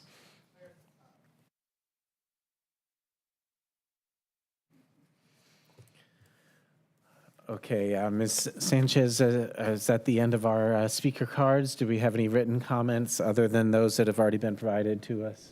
No. Okay, thank you. So with that, then we will close the public hearing and bring it back to the commission for comments, for further questions of staff if there are any, and for discussion. Not for staff, but if the applicant could come back up, please. I have a question regarding the one road leading into the project. Here's, I was sharing with someone, I've got this vision of the 91 Green River rather backed up to Ralph, and Ralph's up the hill, which we've seen on occasion, and then the project is built. And how could you discuss a little bit about the queuing for semis leaving the project site? If there was a way to bring up that from your slide, Ms. Vanian, the one, or from his presentation, the one that shows the blue and the red of exiting and entering his project? And so then while we're getting those lined up, then There it I is. will just mention that we're opening the public hearing again. I shouldn't have closed it because Commissioner Alexander did tell me she wanted to talk to the applicant. You're all right, Chair, no worries. Oh, I just had it up there, Yeah, that was the right slide, though. but somebody changed the graphic. Oh. Anyways, to answer what we tried to do on up to Fresno Road, and then everything from there on to the freeways owned by Caltrans. So we can just deal with our project frontage. And we've enlarged, we took a typical size of a turnout, and we've got some people from Urban Crossroads that can address that, and made it bigger. So if people are coming, and I know that there's more of a concern going to the freeway in the morning, but if there's traffic in the afternoon, going eastbound on Green River Ranch, we've created that longer dedicated right turn lane into our project to get our traffic out earlier to not be an impact to that direction. Perhaps the scenario would be semi leaving your project, left turn onto Green River, and you show, not that one, the next one, there it is. So you show it turning into the number 1 lane for westbound Green River. But what if that semi needs to quickly get over to the eastbound on-ramp? So there's only, if it's a signalized intersection, there's only one left turn lane. That semi, and somebody correct me if I'm wrong, can turn right into that dedicated right turn lane to get onto the 91 eastbound. Okay, that's if it's open and if it's not traffic backed up. What I'm Well, if saying it's- is, yeah. what happens over at 6 and Paseo Grande is the traffic turns left. They've all got to get all the way over to the right to get onto the on-ramp to the eastbound 91. So we have this scenario where they're trying to get over, and the traffic is backed up all the way to the intersection and sometimes beyond when it turns. So I'm trying to imagine if this rig needs to go eastbound 91 from its current position, and it's bumper-to-bumper traffic for the on-ramp. So how does that work for that truck? I don't know, Charlene, if you're able to, where did you go? There. Is Am that I- something do I you need to address? I mean, no, reword it, or- I do understand what you're saying, but if there's a stoplight there, I would imagine, even with the traffic that exists there today as I know it, If they keep the area clear. it's got to stay clear, and people do have to move. So there should be a delay enough on that light that there's a spot for that truck to move into. That is the Should, but that is reality, we that know. is the intent. Okay. That's correct. Charlene So with Urban Crossroads, we prepared the traffic study. That's correct. So the construction of the traffics, I know, will create gaps in traffic along Green River that, and like Jeremy mentioned, there's only one left coming out of the project site, and so they would not have to compete with any other turning maneuvers that would be green at the same time that left is receiving the green, so it could presumably go into whichever lane it needed to go into. Oh, I see what you're saying. It could actually go into the far. Correct, because you wouldn't have a competing movement trying to make a turn into that same lane that it would conflict with. So there's no conflicting movements. When they have the green, they would have the right of way to go into whatever lane they need to get into directly. And then just for reference, the number of trucks that we're talking about going in and out of the site, for example, the larger building during the morning peak hour is one truck coming in and one truck coming out for the entire hour. And then for the smaller business park, we're talking, I think, 7 inbound and 8 outbound. So that's, one truck every 6 to 8 minutes, and standard cycle length on a signal is maybe 2 minutes. So we're not talking even a truck every cycle. Okay. And if you could address the 4 smaller buildings versus the large one. Are those smaller buildings still the type of tenant you're going to be bringing in? Will they all have semis delivering and taking product out? Or how does that those aren't small enough to be considered incubator, correct? Those are still No, they can be divisible. considered. And I'm sorry, because Sandra had the presentation for hers, I'm trying to find a site plan for you. There. You have it. Past it, probably. I know, I kept some slides in the back. There you just go. in That's case. good enough. Yeah. That's good enough. So they all have dock doors. Who we envision here are kind of like the users I took you to show in Brea that have an office component, a manufacturing R&D. We showed you the one EVGA that's a computer gaming parts manufacturer. They have a call center, returns, distribution, corporate headquarters. So they will be most likely making something, and with the modern office of today in an industrial park, they're going to be distributing something as well. Could you address the drive, at the intersection that cuts your project in half? How many rigs can fit in that queue for that? Just I can put that together for you. I do not have that, and again, I do not anticipate this to be But there's no backlogging? I don't, no, this is not designed to be something with that much truck traffic and queuing of being of a concern here. Thank you. Any further questions for the applicant? Okay, thank you. Thank you again for your time, sir. So then we will close the public hearing and come back here to the commission. I guess I'll say that, that we've gotten a lot of information. We've begun to dig into this, and there's definitely a lot to dig into, and we've made a good effort. So far we've been tried to limit ourselves mostly to the GPA. I think where I'm at the moment is with, the traffic issues and with the environmental impact, which I'm still trying to, understand fully what that means, the significant and unavoidable impact. And it sounded like, if I understood them correctly, that there's no way around it. And basically, they're just going to use some sort of, I guess, city council declaration that would get around it somehow. And so I guess I'm not entirely clear on that. And, so I'd potentially like to, also further review the environmental report because there was a lot there and I was not able to get into it as much as I wanted to. But we also had letters from some of the local tribes that had asked for more time to be able to provide input to the commission and to the city. And so, one of them, I believe the Pechanga Band had asked him to have that extension until, I think, the early part of December.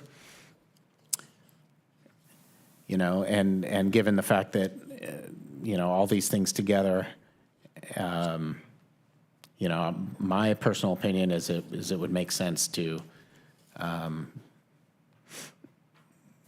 put a delay on this for all of us to be able to consider more details about this, let the others weigh in, to maybe come back and ask more questions.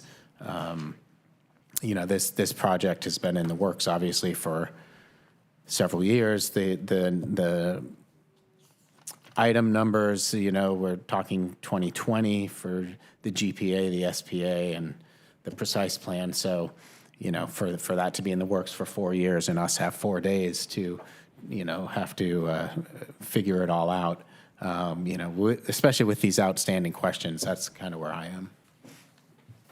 I agree. Well, I'm going to take a different tact, Chair. Granted, about 10,000 pages of documents are part of this application. We have had access to this project for the better part of 2 months on the development site.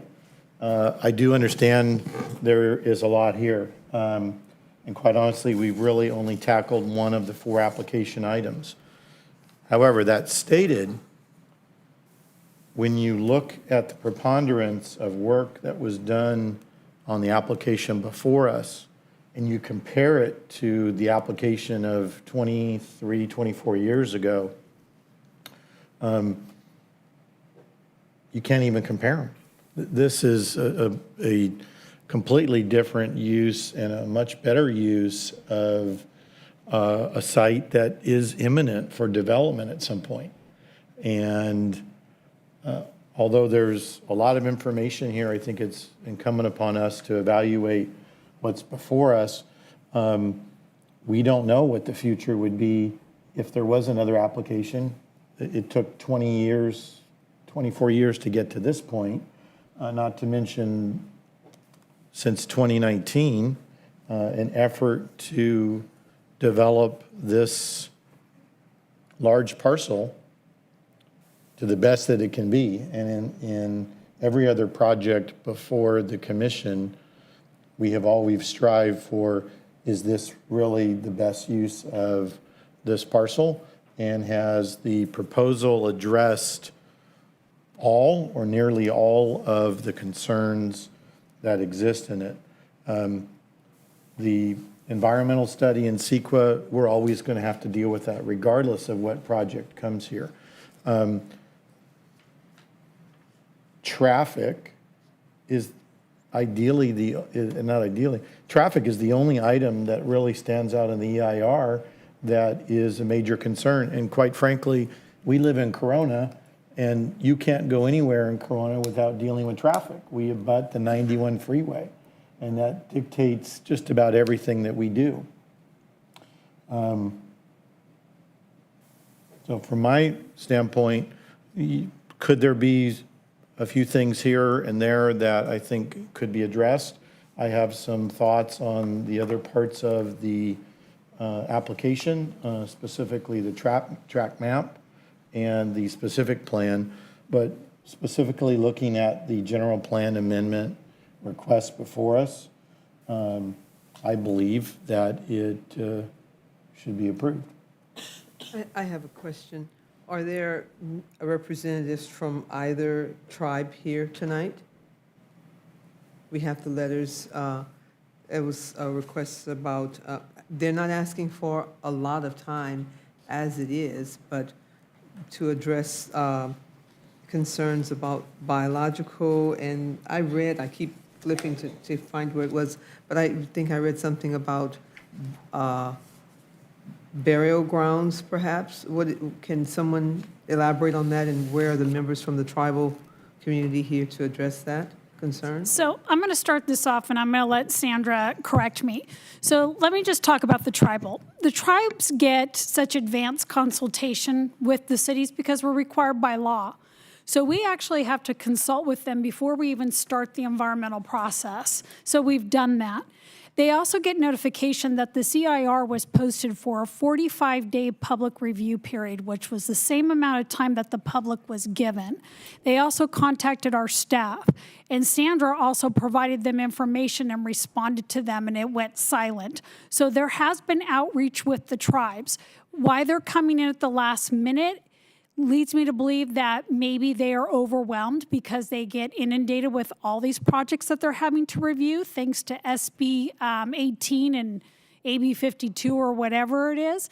So now they're coming to us and asking for an extension. But there's ample mitigation in this EIR that talks about tribal consultation, as well as if there's any discovery of any tribal remains. We have appropriate mitigation measures in place. So we have addressed their concerns. So from our standpoint, we don't know what we're going to learn from them based on what we've already put into the document. But I just want you to be rest assured that we have done extensive outreach with this group, with these groups, because we're required to, and they get more advance notice than anybody else. And our mitigation plans are in place. Should anything come up, they will stop digging and address those. We are required, so if they discover anything out there during construction, the construction crews have to immediately stop, and we have to cordon off the site. We actually have to call the coroner's office, and all of this goes into effect. So yes, there's a whole process related to that if you discover any remains. Thank you.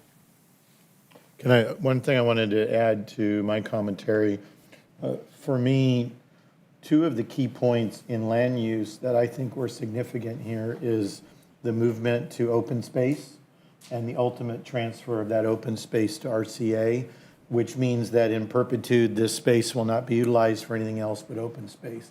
That, to me, spoke loudly about this project compared to what we saw years past, where there literally would have been, I think it was 435 homes could have been placed in the same parcel. That, and then I think the wildlife pathway for me is quite interesting. What exists today on the same parcel is not a wildlife pathway. It directs wildlife directly onto the train tracks, which is not, doesn't even make sense. And the fact that this open space would be connected with a bona fide wildlife area and fenced, and I'm looking at the plan here is pretty clear about the fencing that actually segregates this development from the adjoining Cleveland National Forest. So those two items, I think from a land use standpoint, are important in what makes this, I think, a good use of this land. Yeah, and I guess I'll just kind of add, I mean, you know, you mentioned that there are, you know, many improvements in this land use plan versus the 2001 plan, and I agree. I you know, and the open space is definitely a plus too. You know, like I said, I'm still, you know, trying to sort through some of the environmental stuff myself. So,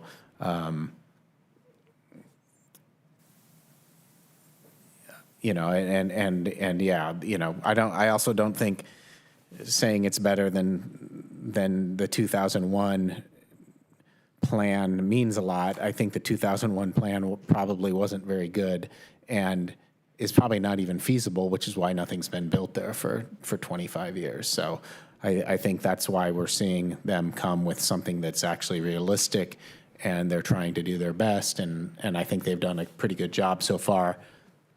But I think there could be potentially other improvements, and so that's part of what's informing my thought of you know, taking a little more time with it. You know, the idea of the residential there, that it came up that, I mean, nobody's going to want to buy houses that are right behind a business park where the only access is through the business park.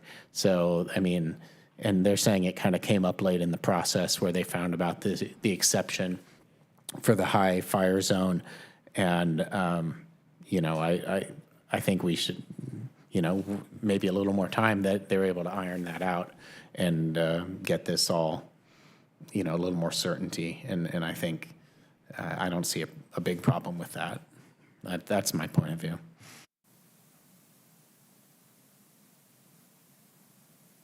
So I think for me, the general plan always intended something's going here.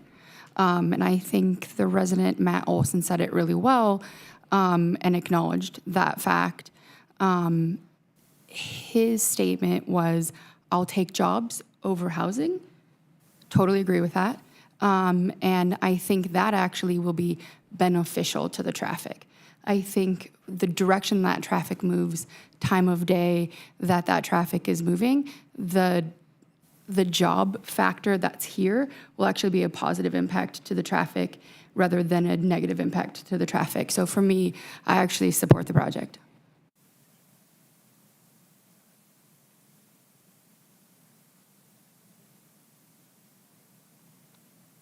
Did you want to weigh in some more, Ms. Vernon?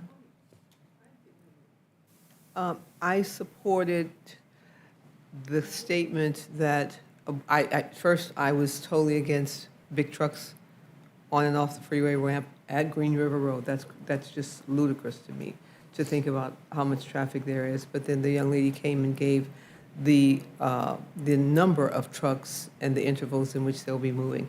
It's a concern, anything like at Green River Road, but something's got to be there. And I do support it for that reason alone, that it's not just a warehouse of trucks putting more weight eastbound on the 91, westbound on the 91. So I think it's a significant difference from what was presented, and the times have changed. And so they made a concerted effort to meet all the needs, especially meeting with the residents and not just telling them it's going to be there. It has its negatives, but something has to be there, and this looks like as though it's trying to meet that need for everyone concerned, bringing jobs to Coronians. That's also a real plus. I'm going to support it. As far as I'm concerned, I think District 4 and Sierra del Oro residents, this is your neighborhood. I would like to say that I witnessed really good representation. The working group was hard-pressed, consistent with what they wanted to come across with. I have to say, of what I witnessed, the interactions between the applicant and the residents, they were well represented, and I thought the applicant was pretty darn close to the gentleman from the Latitude developer, as far which is an outstanding outreach to the community. And I thought this came pretty darn close.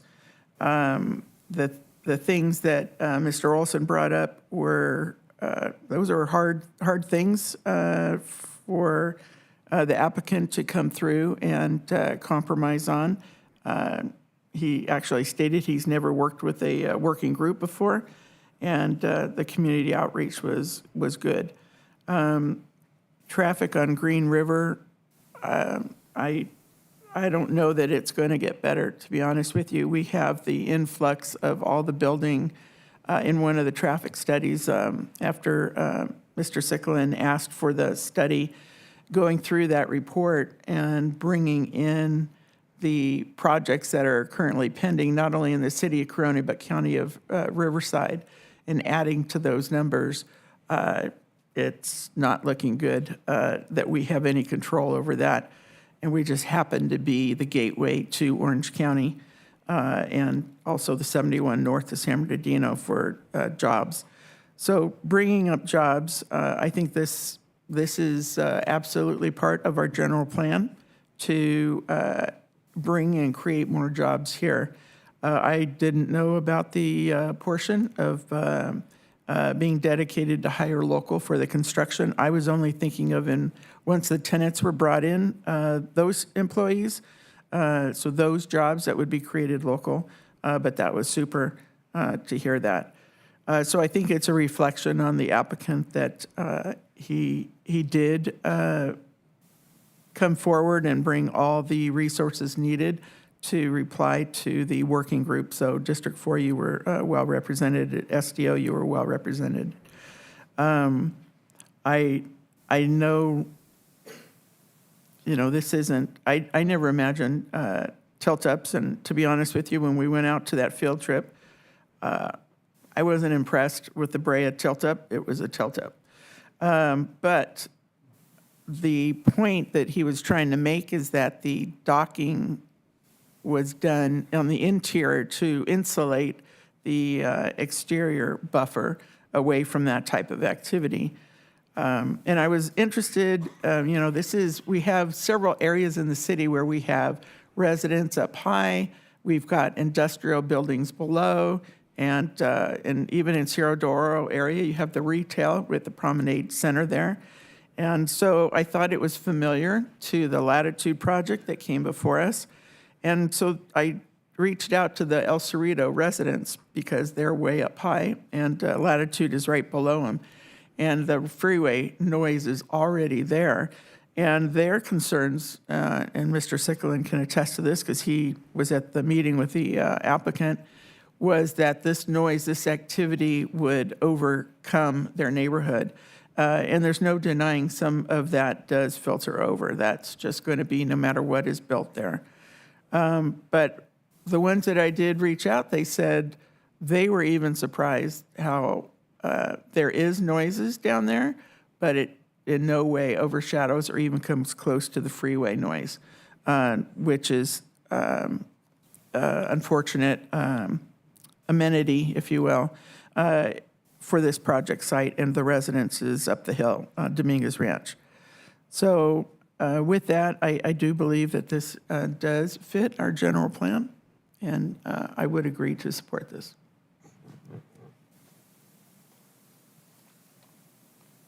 I'd like to submit a motion for approval of, get the right number here, GPA 2020-0002 as presented.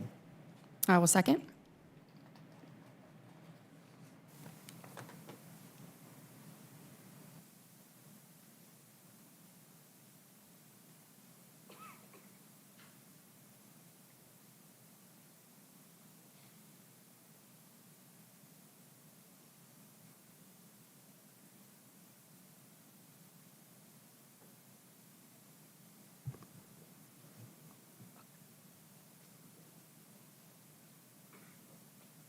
And the motion passes, and I abstain since I was hoping for more time to get more answers, but that's all right. We'll move on to the next item, which is the specific plan amendment, SPA 2020-0006. So we did hear a presentation earlier, and since that was so long ago, I'm hoping we could ask Ms. Vanyan to just kind of run through the parts of the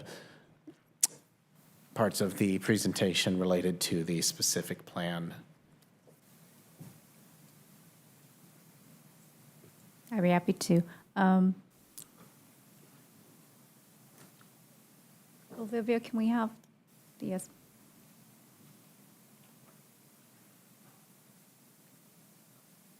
Thank you.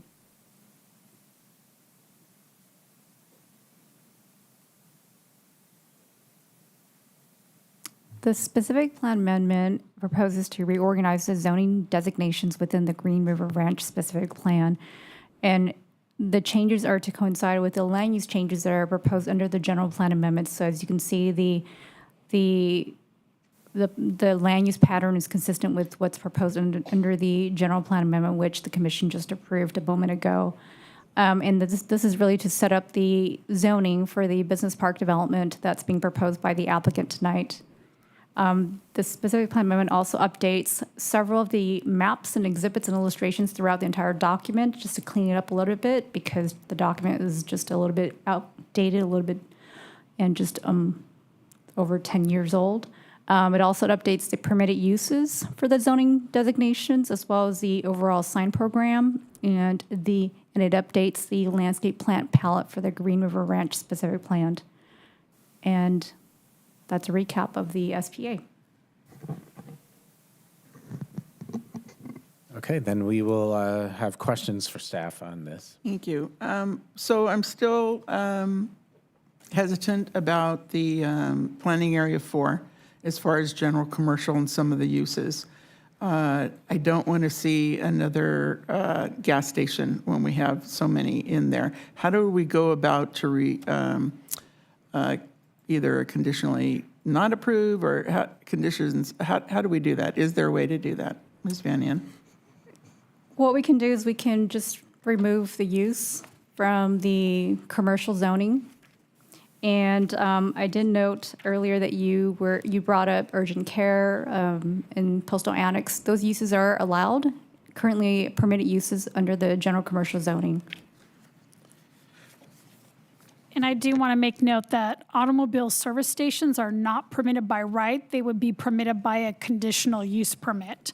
So that means that they would actually have to get the use permit from this body in the future if there was an automobile service station. It's not allowed by right. That would be the same for drive-through, right? So any of those transient type uses would be CUP? So the drive-through would be CUP, because we've had those before. So I think that was the only, if we're looking at travelers' convenience, what else is on that list? I don't have it I have it in my stack somewhere, but I don't want to go through those. So just to clarify, restaurants or cafes with a drive-through are permitted by right under the general commercial zoning? But that is a proposal under the SPA. It was originally a conditional use permit, correct? It's showing no strike-through, so it looks like it's, that's always been like that under the plan. Okay. I'm trying to think of services that would support the local neighborhood and not necessarily repeat what's across the freeway or that is already available in Promenade Center, for example. So help me here. So a lot of the uses that do support neighborhoods are permitted under the plan already. And whenever that commercial parcel gets developed, it is going to have to come back before the city for review. Okay, what I didn't want to do is go ahead and approve it for general commercial if we didn't have control down the road of what would be already duplicate around the corner type thing. So what you're saying is it will come back before us? It would come back, correct. Okay, so I want to make this clear. So you have two types of applications that this body reviews. The precise plan application is not a use application. It is the architectural review. So that is different than a conditional use permit application where you actually have discretionary authority over the use itself. So when you have land uses that are listed as permitted, they are going to come back to you, but in a precise plan capacity. So you're not there to argue the land use, you're there to evaluate, as you know, the site design, the architecture, the parking. So there is a difference there. So if you have concerns with the drive-through component for restaurants, which is right now permitted by right, and you want to have discretionary over the use, this is the commission's opportunity to say we would prefer to either see that as a conditional use permit as opposed to it being permitted by right. That's the conversation you need to be having based on what I'm hearing.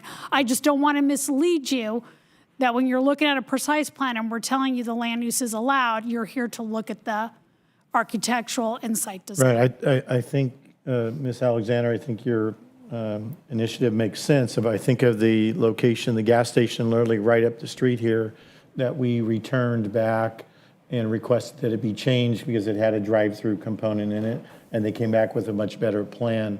So I think that makes sense. Okay. Yeah.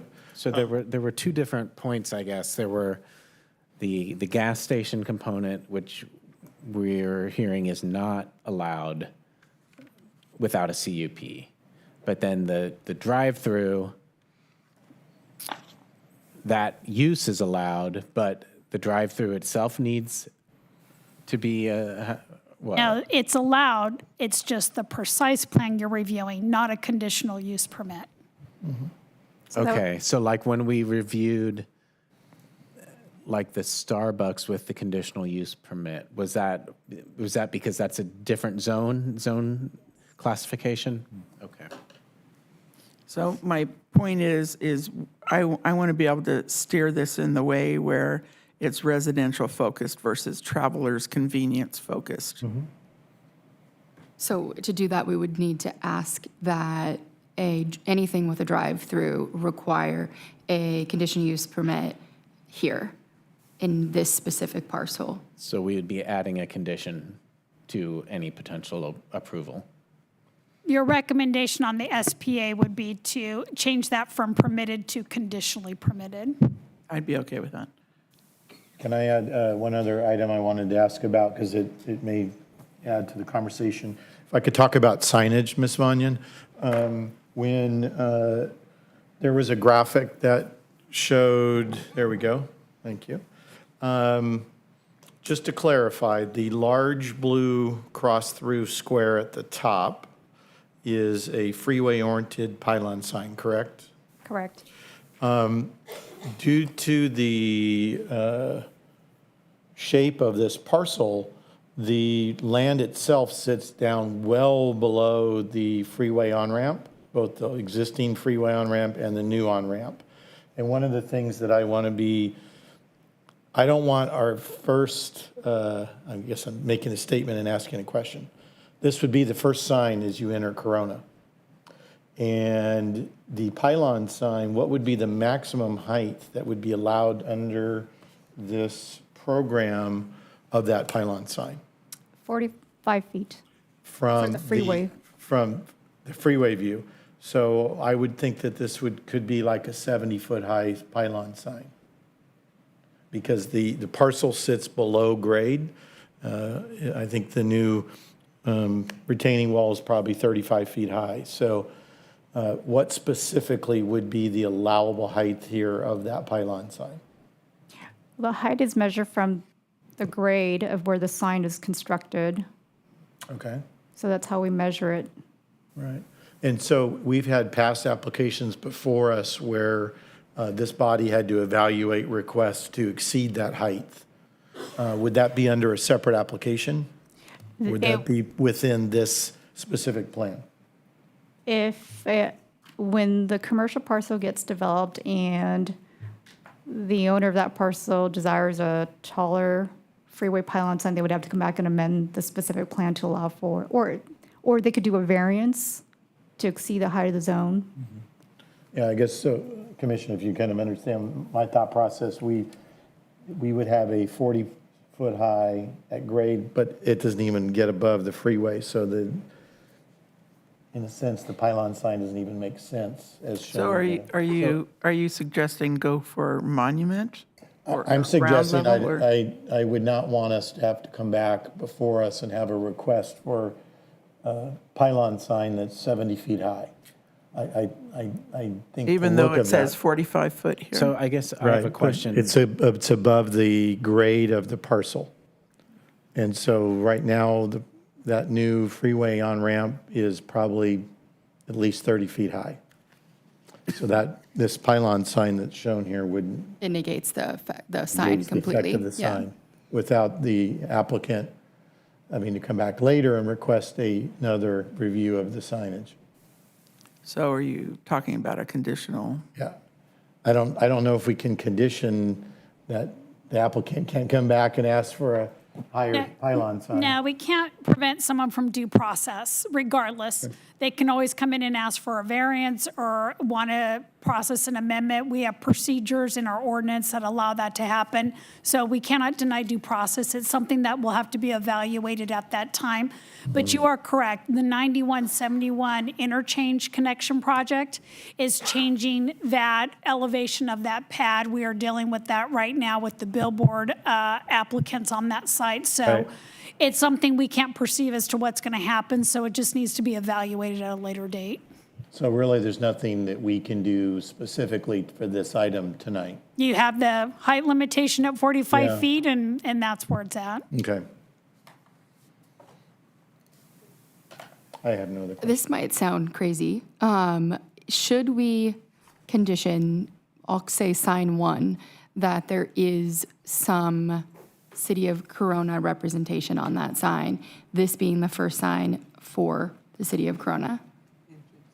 Well, could we also just have a conversation with the applicant? Maybe there's some wiggle room here as far as what he'd like to see there versus 45. I also think we can't really get into conditioning the content. We've heard that And before. we are not fans of the city having any representation on private signage. We have our own. And so when that comes up, we always tell them, please take our seal off Perfect. your exhibit.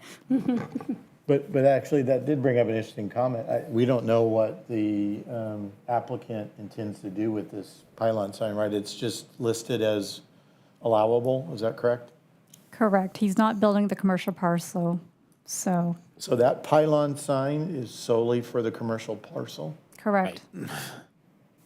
No, isn't it? Are you talking, you pointed out the red one at Dominguez Ranch, didn't you? No, I'm talking about the one up, the blue one Oh, at the now top. the blue one. top Okay, middle, I haven't yeah. kept up with you. Okay, so that's solely for that parcel. And then I guess I have a question on another aspect here. It was about the land acquisition. So I just want to make sure understanding this correctly. These parcels are currently city-owned for a land maintenance district. Is that correct? The other one was right away, I thought. Correct. So the portion that runs along, let me see. So the portion that runs along at the top of your screen, that's right-of-way, existing right-of-way on Green River Road, and then the one along the east to the right, that's LMD, Landscape Maintenance District. And so the city has identified that these are surplus land, we don't need it, and so the applicant is trying to acquire it so that he can add it to his business park development. And I read that there's a whole process of surplus land that the city has to go through, and that's already been completed, correct? That is correct. Normally, doesn't that come before this body?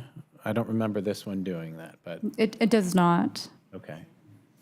Before we do the purchase and sale agreement, the general plan consistency determination will come before you. But when we already declared it surplus land, that is an action taken by the city council, and we've already done that process through HCD. Okay, yeah, because I know we've had other, purchases or dispositions that did come, but, okay, that was the clarification I was looking for.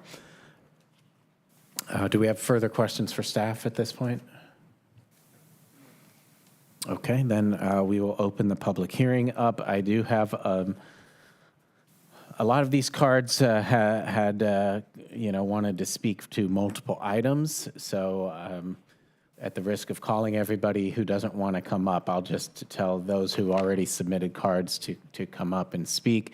And then I will also ask Ms. Sanchez if we have new cards specifically for item 6.2. No new cards. Okay, and then if any of the previous speakers want to speak before the commission again relating to the specific plan amendment, now's your time to do so. All right, seeing that nobody is headed toward the podium, then we will close the public hearing and bring it back here for further discussion.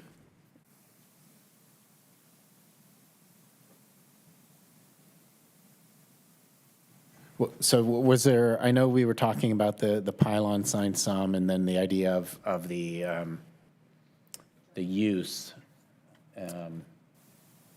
Did we have all that kind of clear in our minds at this point? It's clear in my mind. I have no other comment. I have no other comment. None for me.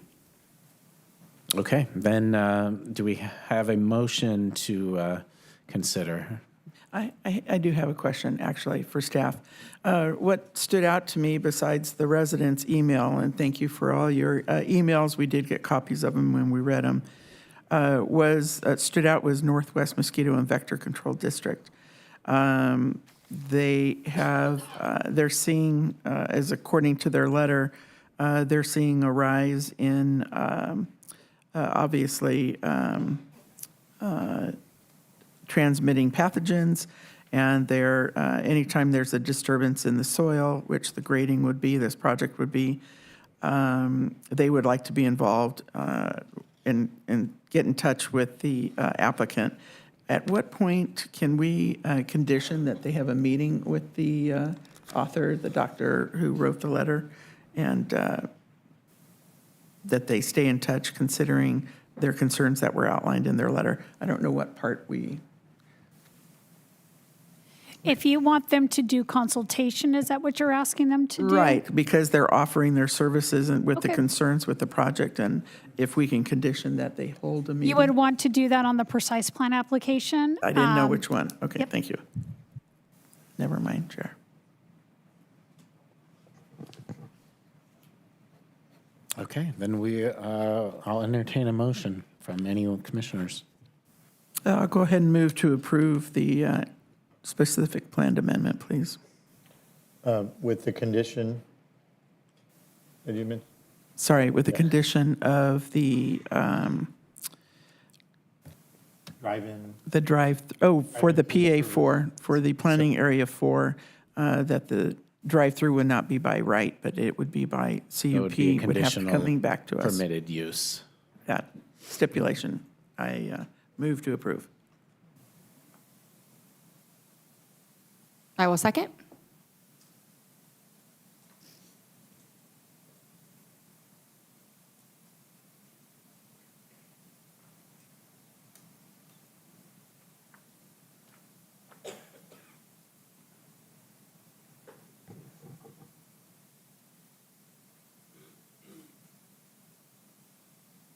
All right, the item is approved. Next, we will have item 6.3, tentative tract map 37963. Application to subdivide 154.5 acres within the Green River Ranch specific plan into 5 lots for light industrial use, 1 lot for residential use, 1 lot for open space, and 2 lots for the construction of streets. And then I will ask again if we could just review that part of the presentation, specifically about the tentative tract map. And before we go on, I need clarification. I think I saw this. I believe the second on the SPA was by Commissioner Longwell. Is that correct? Olivia, I think I saw Marie Vernon come up. Can we make sure that gets corrected for the record on the second? Will do, yes. Thank you. Sorry about that. Okay, then let's hear from Ms. Vanian again. The tentative tract map is a request to subdivide the properties on the south side of Green River Road into 7 lots. And these lots are being created to coincide with the planning areas and zoning designations that are proposed under the specific plan amendment. So lots 1, 2, 3, and 4 would be zoned BPI, and that'll be developed with the business park industrial development that you saw tonight. Lot 7 would be the estate residential parcel, and lot 6 would be the open space parcel. And that's a recap of the subdivision. I had a question, Ms. Vannon. If I think the speaker who was representing the HOA, if I heard him correctly, they looked over the contract as far as the deed agreement and didn't like it, didn't want to have anything to do with it. What does that do to the applicants or the association that's going to be created as far as the estate, the Lot 7 seen here? Do we have any idea how that affects that, since it was being offered to the HOA to control, voting control? I don't think it does anything. I think that was something that the developer was offering to the Montenegro community. That was my only question. Thank you.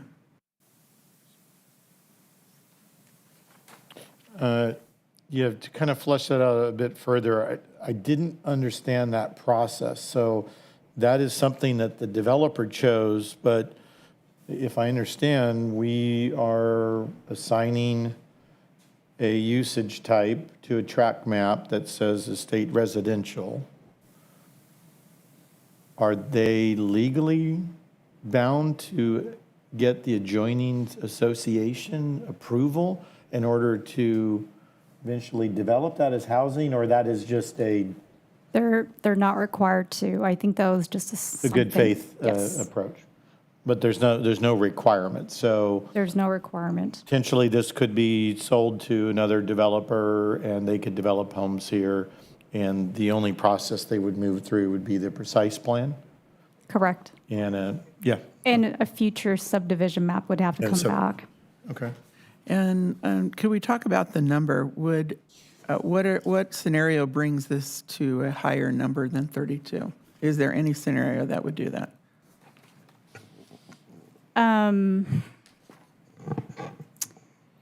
I think based on the lot size and the density, it caps out at 32. So you can't go Wasn't any it more. 25, what was the lot size, 25,000 each or something? Correct. The SPA is proposing to reduce the minimum lot size for the estate residential from 3 acres to 25,000. So when you do the math, the density, it caps out at 32 units. I guess my question would be, is with the RENA process and with the state imposing more down the road, for example, and the city recently has gone through a process that involved us putting in an overlay for housing on certain parcels. I'm wondering what the chances are for, under what circumstances could this be high density versus 32? So I'm going to let Joanne take that one. So this is general plan to state residential. So this is not identified with respect to the lower income or moderate income households, which is all that conversation we had about increasing the density. The only time you can possibly see an increase in the density in this area is if a developer, similar to what you saw in Garrettson, comes in with a density bonus agreement and all of a sudden says, I'm doing 10% low income or 20%. Therefore, they get to, as you know, be allowed to use the density based on the general plan, and any target density established by the specific plan goes away. So that is where you can see that happen. This is a little bit more difficult terrain, given that you have to bring in utilities and infrastructure to serve this project, unlike an infill project where that is more accessible. So I do think this site has a little bit of challenges. But to answer your question, if it's not a specific plan amendment, then it could be a density bonus agreement by some developer. Okay, because I think we're still stinging from Taylor and Citron and Garrettson, and that's why I bring it up is, I mean, it would, you know, we didn't think Garrettson fit with the neighborhood either, but then they play the density bonus card, and there you have it. So, okay, thank you. Could I ask, I have some questions about road use. So in the track map, Lot A and Lot B are actually two different lots then? And why is that? That's correct. When you're creating lots, or when you're creating streets, they're often shown on a map as lettered lots. They have to be separate because Lot A is a private street, which will be maintained by the applicant. Lot B would be the right-of-way for Green River Road. So Understood, okay. And the fire access road would be, it's just an access road, it's not then dedicated? an easement It's an easement. will be dedicated to the city through the recordation of this map. Right, okay. And then I learned today, because I had concerns about how Green River Road would operate in the future with the traffic signal and all that. So I had a conversation with our traffic group. And so thank you for providing that information. I wonder if you could describe what the city is actually requiring as the condition of approval here for the new traffic signal, and more importantly, how that signal would be part of a greater Green River Road, I think, synchronization. Maybe Ms. Rosie's, if you could share our conversation. And yeah, this is what we like to call a win. Aaron has been instrumental in adding this. So you know the project is adding a new signal. And today, the SDO area does not have communication or what we call infrastructure and fiber optic out there, so we cannot manage it remotely from our traffic management center today. We do have a project in the future, but this project is also conditioned to install the signal and provide the communication back to our central system. And then we've also asked them to include a timing plan and synchronize the signals with the Caltrans on-ramp, the signal, and Dominguez Hill to better optimize the travel. So for those of us that get on the freeway every day, could you maybe explain what that means? So if I'm a vehicle that's coming down the hill and past Palisades, what is the future for that area mean with that? Yeah, because Green River will have more demand than the site in the morning. More green time will be allotted to Green River. So the through movement will be more green time. You won't have any just, if you ever get to a signal and then there's no one around, but it's red for you and green for the side street, you won't have that because the signals are going to be synchronized and also be part of our bigger network. Okay. And I guess I'd ask, how does the synchronization of signals work, I guess, at different times of day, like, say, in the morning rush hour when the traffic's not moving versus, the rest of the day when traffic could easily be going the speed limit or faster, I suppose? Yeah, so we ask for time of day plans. We're asking for a morning plan, a midday, and a PM plan, afternoon plan, and different volumes volume counts are required for those 3 times, and a different plan will be implemented. During off-peak, which let's say 10 a.m. when there's not a peak in volumes, the signals will just be running free or on demand is what we call it. Since we brought up that intersection, I don't see it here, but on one of the attachments, I zoomed in and I was looking at the bike lane. So the bike lane, and as it approaches, so how does a bicyclist go? Does the bicyclist, it looks like they're forced to join the other bicycle lane by not going through the crosswalk. It looked like the crosswalk was further into the project versus at a street. How does that work? It's pretty typical at an intersection, especially if you have a dedicated right turn lane for the bicycle to kind of go into the middle in between the through lane and the right turn dedicated lane onto the project. Thank you. One concern that I did have is, again, for all of us commuters here, I'm wondering if this body would consider a condition that limits the construction time on Green River. So installation of multiple new right turn and left lanes, a traffic signal, all of that work happening in morning rush hour seems to be daunting. I'm wondering if we could condition that work to occur, say after certain 9 a.m., 10 a.m. Could we be given a briefing of the phase of when that would take place and compared to the grading? And is there some sequence that we could hear about how this works? The developer can, but Rosie, can you elaborate to the commission how you review construction permits when it comes to roadway improvements in the right-of-way? She gets this question a lot, so there is a process that we handle internally in terms of hours and so forth. So we are asked to review the traffic control plans, and Green River being a major arterial, we will ask for engineered plans, and at that time, we are able to provide work hours. In this case, because the eastbound does not have a morning peak, we usually allow it earlier. But like when we did the pavement rehab project on Green River, we didn't allow any westbound movement, any lane closures or anything until 9 a.m. So we're very aware and provide those kind of conditions.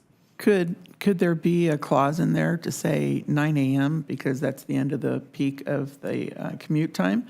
But if something should happen to the freeway and it's back up at Ralph's, they're not going to be doing construction. Is there something there to help? The construction, I imagine, will be in the eastbound because it's south of Green River.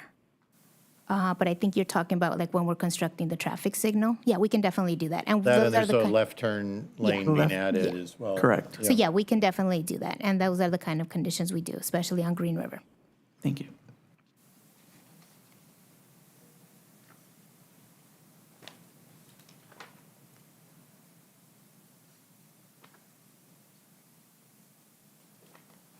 I don't know that we are clear, or I'm not. Do we need to condition something, or are you good and you don't need us to do anything? You will condition them on your own if it is necessary. Okay. And we do keep a close eye on that area. Sometimes we'll have residents call out, hey, maybe the gas company's out there and stuff. So we'll send out a team.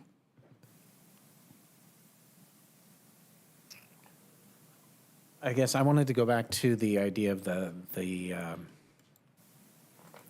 residential, because that's one of the lots. Lot 7, thank you. Because we talked about in the previous item, or the first item, I should say, about the drainage basins, which are in that parcel. And then we're also, there's a little discussion about what happens if they sell the parcel to a developer. I mean, is that something where, I mean, the drainage basins, are those, I'm wondering if those are, stuck. I mean, are those necessary for the project to remain, or are those at risk if the parcel gets sold? I don't know. I thought the answer was that the drainage basins were self-contained on the industrial parcel. It was tied to the industrial parcel. Yeah, I thought that was the answer that we were given. But he brings up a good point, because I was looking at one of the Shape? lots and the shapes, and it looked like it Same. was, overlapping into the estate versus self-contained on the, I agree with you. So maybe we can just have the applicant confirm that the drainage basins are self-contained on lots 1, 4, and 5, and not on 7 at all.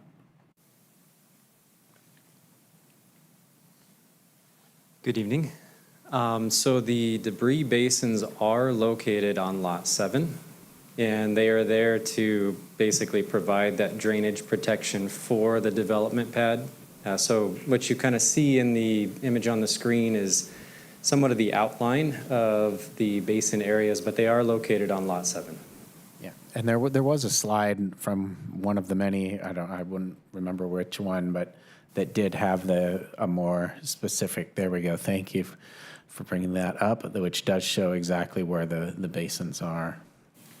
okay, see that green? See that green shape? If you look at one of our other exhibits, that looks like it's going into the Lot 7.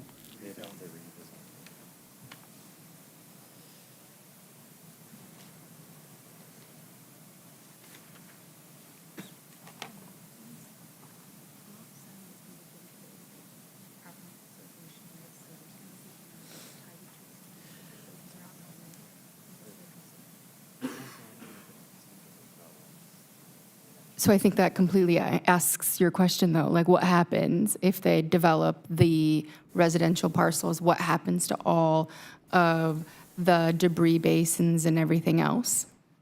So can they just sell everything around the debris? Can we keep those? So if the residential parcel ends up being developed, the drainage in this area, the grading in this area will have to be redesigned, reconfigured, and still will have to consist or comply with drainage design and matching existing conditions, providing safety. So if this area does, again, develop as residential, there will need to be a reconfiguration, redesign of that drainage system. Well, we wouldn't want any less drainage square footage, right? That's correct. Are these not being placed as easements on the track map? There are easements on the track map to provide for maintenance and just long-term maintenance for the basins. Bless you. Wow. And my other question would be, it related to the precise about Northwest Mosquito and Vector. They'll be given access to those for sampling and testing for, right?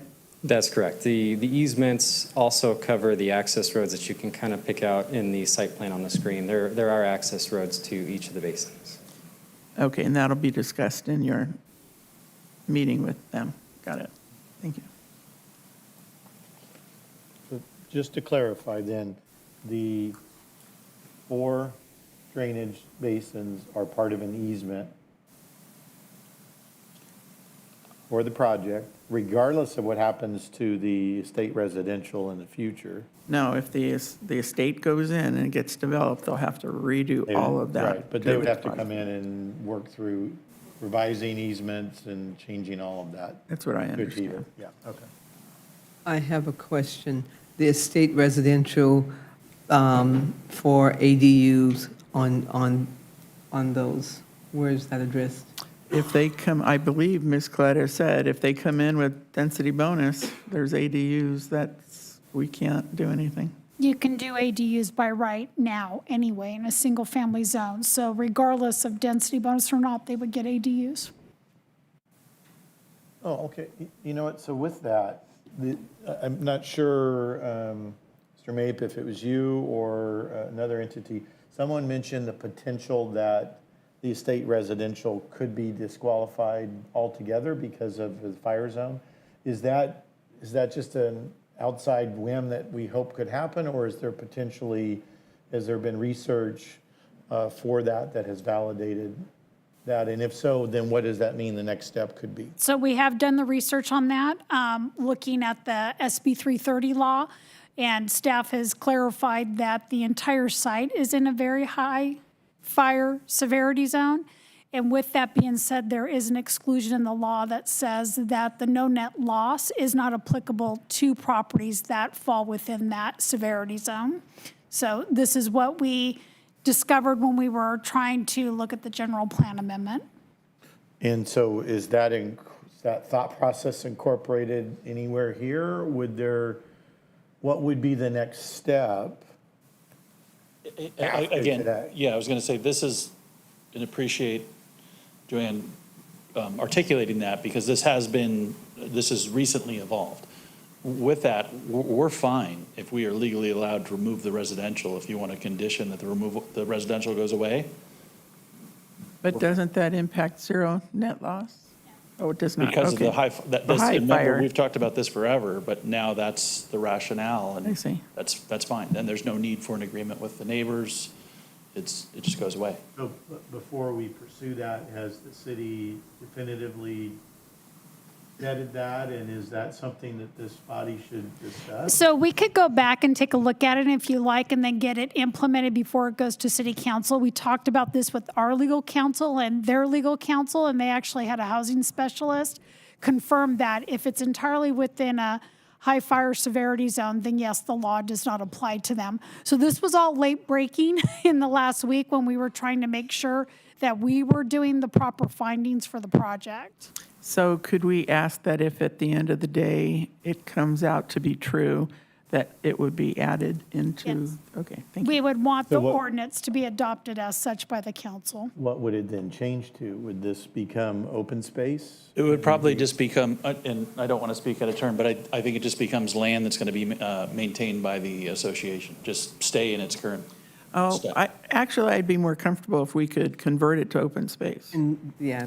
and There's a then lot of, assuming- so Joanne, I need to help me here, because there's a lot of moving parts. If we can give it to the RCA, we will. If we put an easement in perpetuity for open space, whatever Yes. we need to Didn't do you to say- satisfy you, we're more than happy to do I it. think what they're saying is that you have lot 7 as a separate lot. So you can actually zone it separately from, what's your back parcel? What's the open space parcel? What lot number is that? No, it's not 7. What's the TTM on the open space lot? It's lot 6. Okay, so 6 and 7 are going to be legally separated. You can still do an open space zone on lot 7, separate from any agreement you have with RCA on lot 6. Is that works? Yes, okay. And it will allow us to do grading and any contouring and water basins. Anything like that would be allowed within that open space designation and maintained by their association because of the fact that they have to maintain the basins. I like For this body, what would we need to do, if anything, at this point to incorporate that into our approvals? Yeah, that sounds really good to remove the residential component. I mean, it seems like it, Okay. but What are we saying? I'm sorry. So here's what I'm at. So we already there any benefit? talked on the SPA. So here's what we're doing. We're on the TTM. So basically, I would ask this commission to direct staff to go back and reevaluate the land use, the zoning on Lot 7. And if the ER designation is allowed to be removed and replaced with open space, you would like to see that happen as part of the final specific plan amendment that goes to the city council. And that it remains in perpetuity open space. Yeah, when you rezone it, it'll remain open space. I'm good with that. good with that. Yeah. Yeah. And then one thing I just wanted to get clarification on this Lot 7 being maintained by who? Who are we saying it would be maintained by? Park HOA.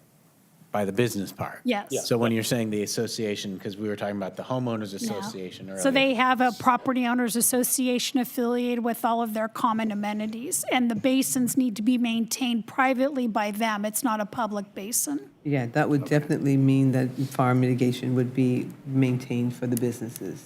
I like that. I hate to spin the top, but then that also makes this area accessible to the open space, and should that be a consideration that it becomes the trails access I like that. at the top of the park, or I don't, Yeah, because the RCA land would not necessarily, just like They Fresno, just- would not they want don't- them they on don't the want top that. part. Well, and also, there are existing quote-unquote trailheads, non-official, that are off the site, and if you put them on our site, we have public property with public people walking, yeah. so that's just something we would like to avoid. Yeah, for I the retract business the- aspect, yeah. The comment. That sounds good. Okay, any further questions for staff? Okay, and then I'll open the public hearing in case we have members of the public who previously submitted a card who'd like to come forward and speak, or if we have received new cards, which we have not. Okay, nobody's coming forward, then we will close the public hearing and return the discussion here to the dais. Are we, have we given clear enough instruction to Ms. Coletta? She says yes. Everybody here understanding the instruction we gave Ms. Coletta? Okay. So then we'll entertain a motion. I'd move to approve TTM 37963 with the aforementioned recommendation on parcel Lot 6 Lot 7, and 7. right? Is Lot 7 the estate residential? State residential to be Okay. evaluated per the change, and if so, move to open space. And I'll second. So let's please vote.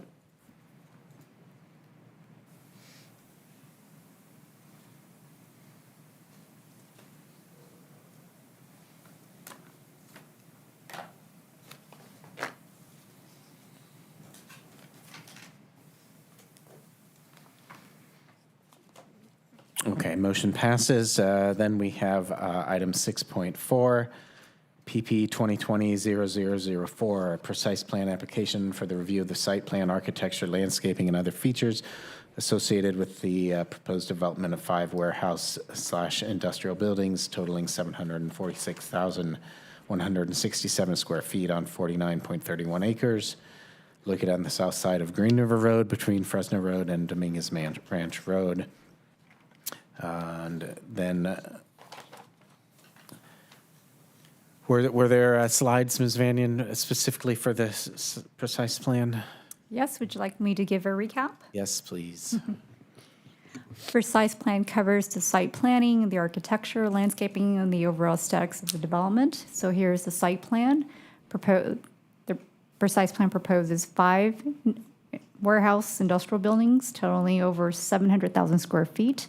Access will be provided off of Green River Road. A secondary emergency access is proposed off of Dominguez Ranch Road. The overall project requires 1,201 parking spaces, and 1,210 spaces are being provided. The pads are elevated from Green River Road and supported by 2-to-1 slopes along the street frontages. This is the typical architecture for the site. Concrete tilt-up buildings, a lot of articulation along their roof line as well as on the facades.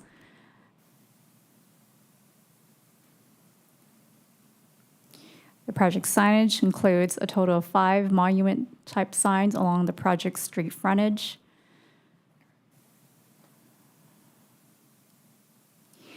And this is the project landscaping, which will enhance the overall development.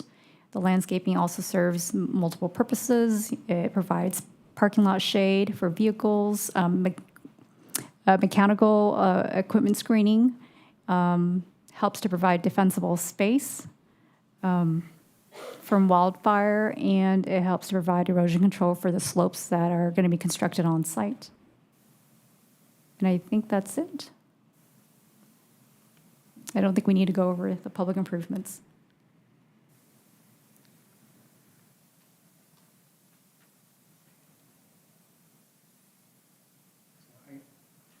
I guess questions, we'll ask questions. One question I had, we have the various floor plan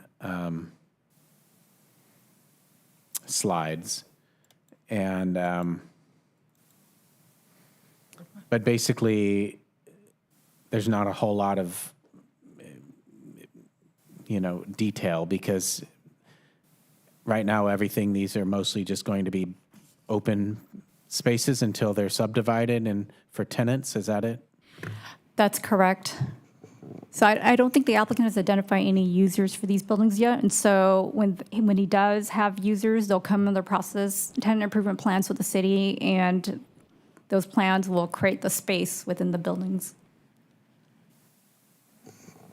And those are just reviewed by staff. They won't come here, right? Correct. Mm-hmm.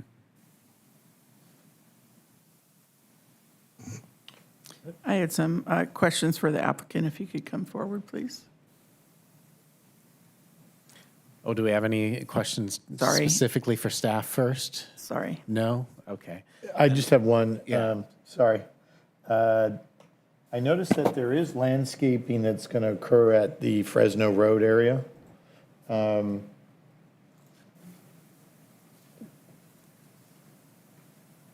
the applicant has to repave Fresno Road. Is that true, Is that what you said? Correct. They have to repave the existing width that's out there, which is about 24 feet. Right, okay. And then looking at what's on the screen, anything in green is the developer improvement, the applicant improvement? Correct. So when I first drive in, Fresno Road will actually I will see landscaping immediately at the conjunction of Fresno Road and Green River Road. So it won't look like it's an incomplete area, I guess is where I'm going. Fresno, there is a strip of land between Fresno Road and Lot 1, which is where the big building sits. That strip of land is technically part of the open space lot. So they're not landscaping it with ornamental like landscaping that you would see that's going to be part of the business park, but they do have to plant oak trees in that area as part of their mitigation, as part of their biological resource mitigation measures. So that area adjacent to Fresno Road will have some landscaping, and that'll be comprised of oak trees. Gotcha, okay. Thank you. Okay, then we'll open the public hearing. Any members of the public wishing to speak on this? And no new speaker cards? All right, then we'll have the applicant come forward, please.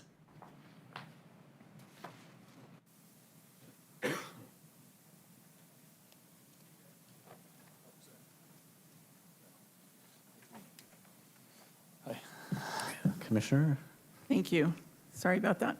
I was making sure I got all my notes right.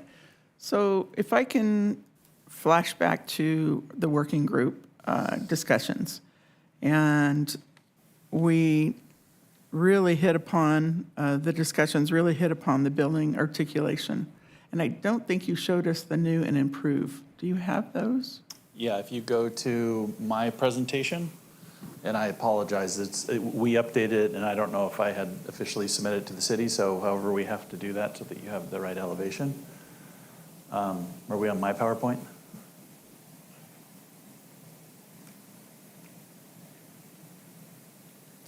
Because in the working group, there was quite a bit of discussion about what we didn't like about Brea.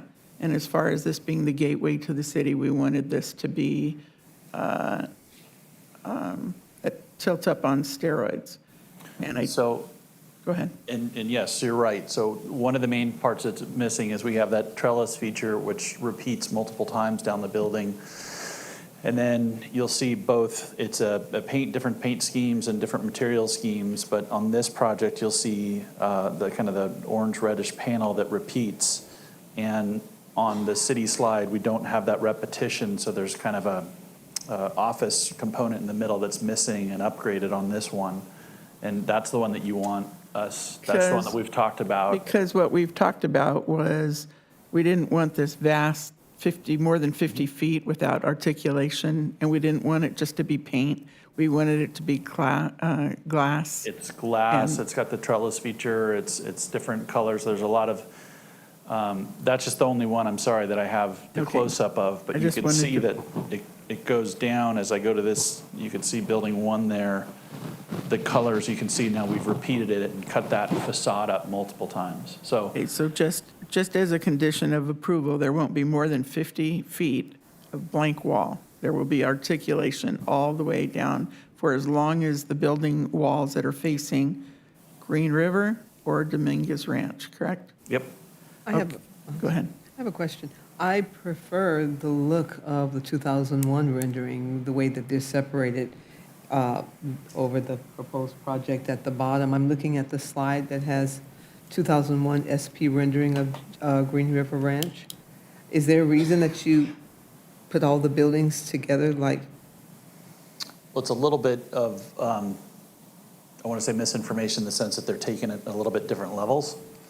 So that was us trying to do the best we could to show that the massing and the location is very similar to the 2001 specific plan. But with grading and a bunch of other things that came into factor that we've studied for a long time, this was the most efficient plan we can come up with.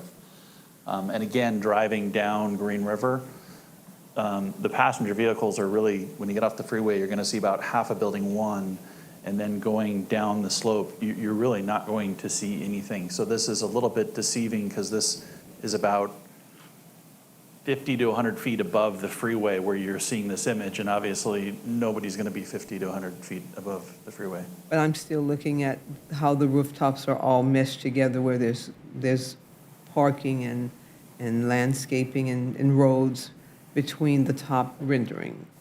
And when they did the mixed, or the original 2001 specific plan, the mixed use allowed office, that was studied, and industrial, and so this is showing various uses where we are just focusing on the industrial business park.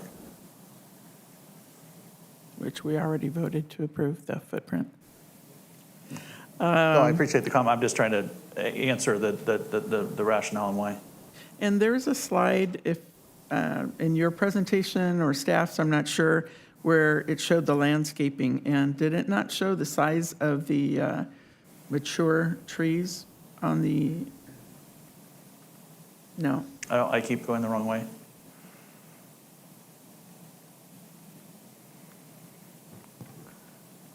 Here you go. So, yeah, these are all, instead of 18-inch boxes, 24-inch box on the perimeter on Green River and Dominguez Ranch, and then in between the buildings, or 48-inch box, which one of the speakers noted those are very expensive, but we promised to do it. What are your thoughts on jumping that up to 24? To me is 2 feet, and it's not. Here, the whole reason for the robust landscape is to make sure it complements the drive, the gateway to the city. And I'm just wondering what your thoughts are.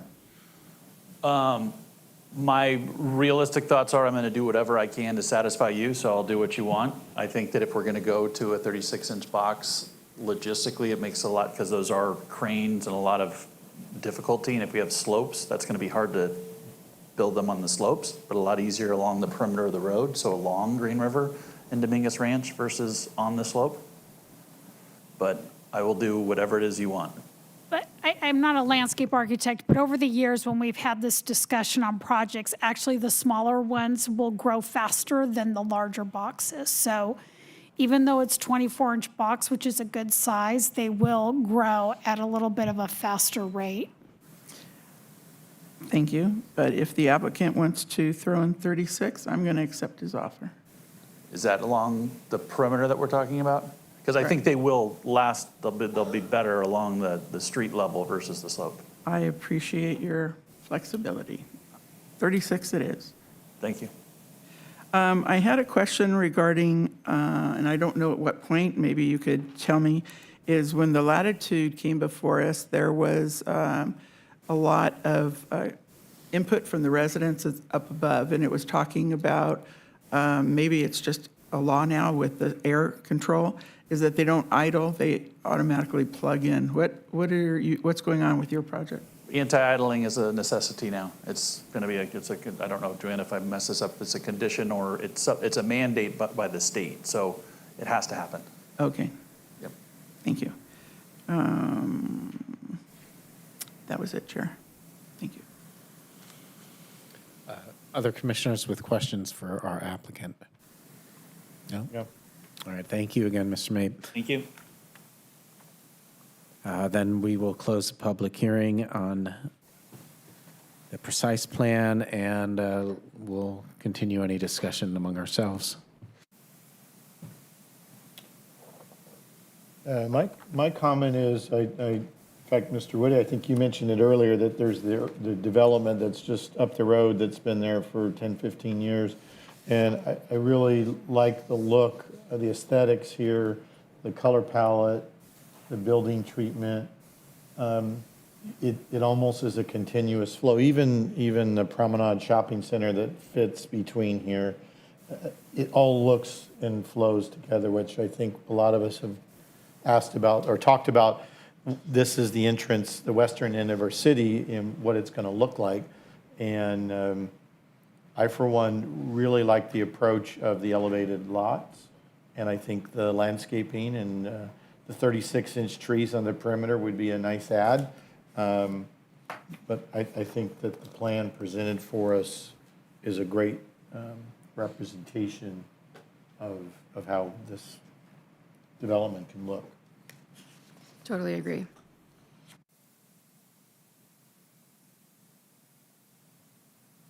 Ms. Vernon? I didn't want to jump the gun here. I just have to reiterate that the working group did such a good job working with the applicant. The applicant had multiple discussions and outreach to make this the best project to represent that end of our city that they could, considering the residents' impact that were closest to the project. I am really thrilled about the local jobs for construction, utilizing local talent and keeping that here in the town. I do think that, as we talked about with the state, when I went to, I know you're going to go to the conference for planning commissioners, and when I went up with Ms. Vernon, we attended the last one when they were talking about the legislation in the state and the bills that are in the process at that time. And it was stunning how many were actually underway. And 40% of them were having to do with housing and what impact is coming our way as far as mandates and compliance and losing local control. So with this,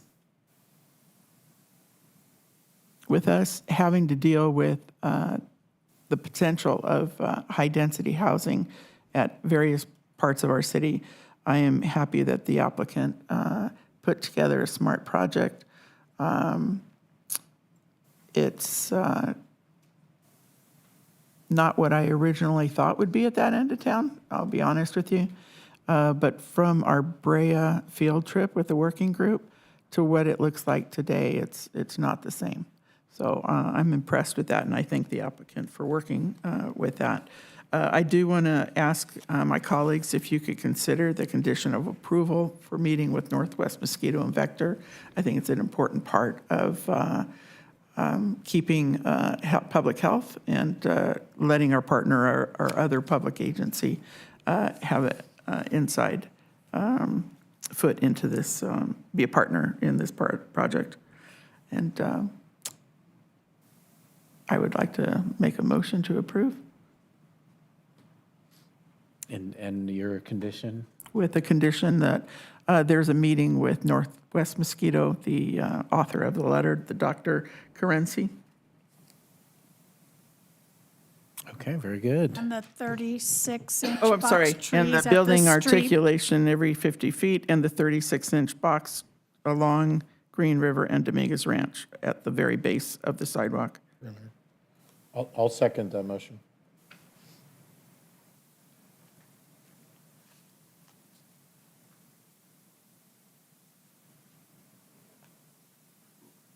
All right, let's please vote.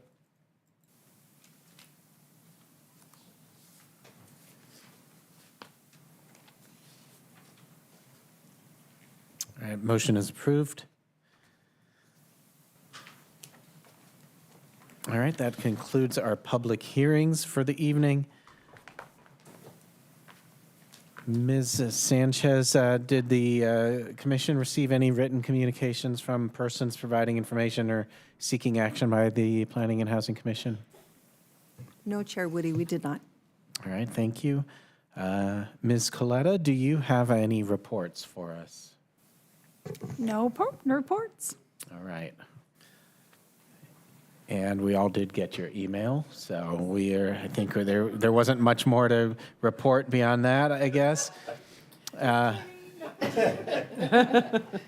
Any commissioners have any last comments or reports, matters to discuss?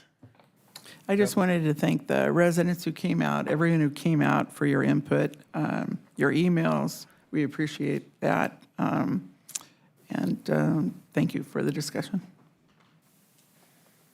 All right, great. So that is the end of our meeting. We will have a next meeting scheduled for Monday, December 9th, and we are now adjourned.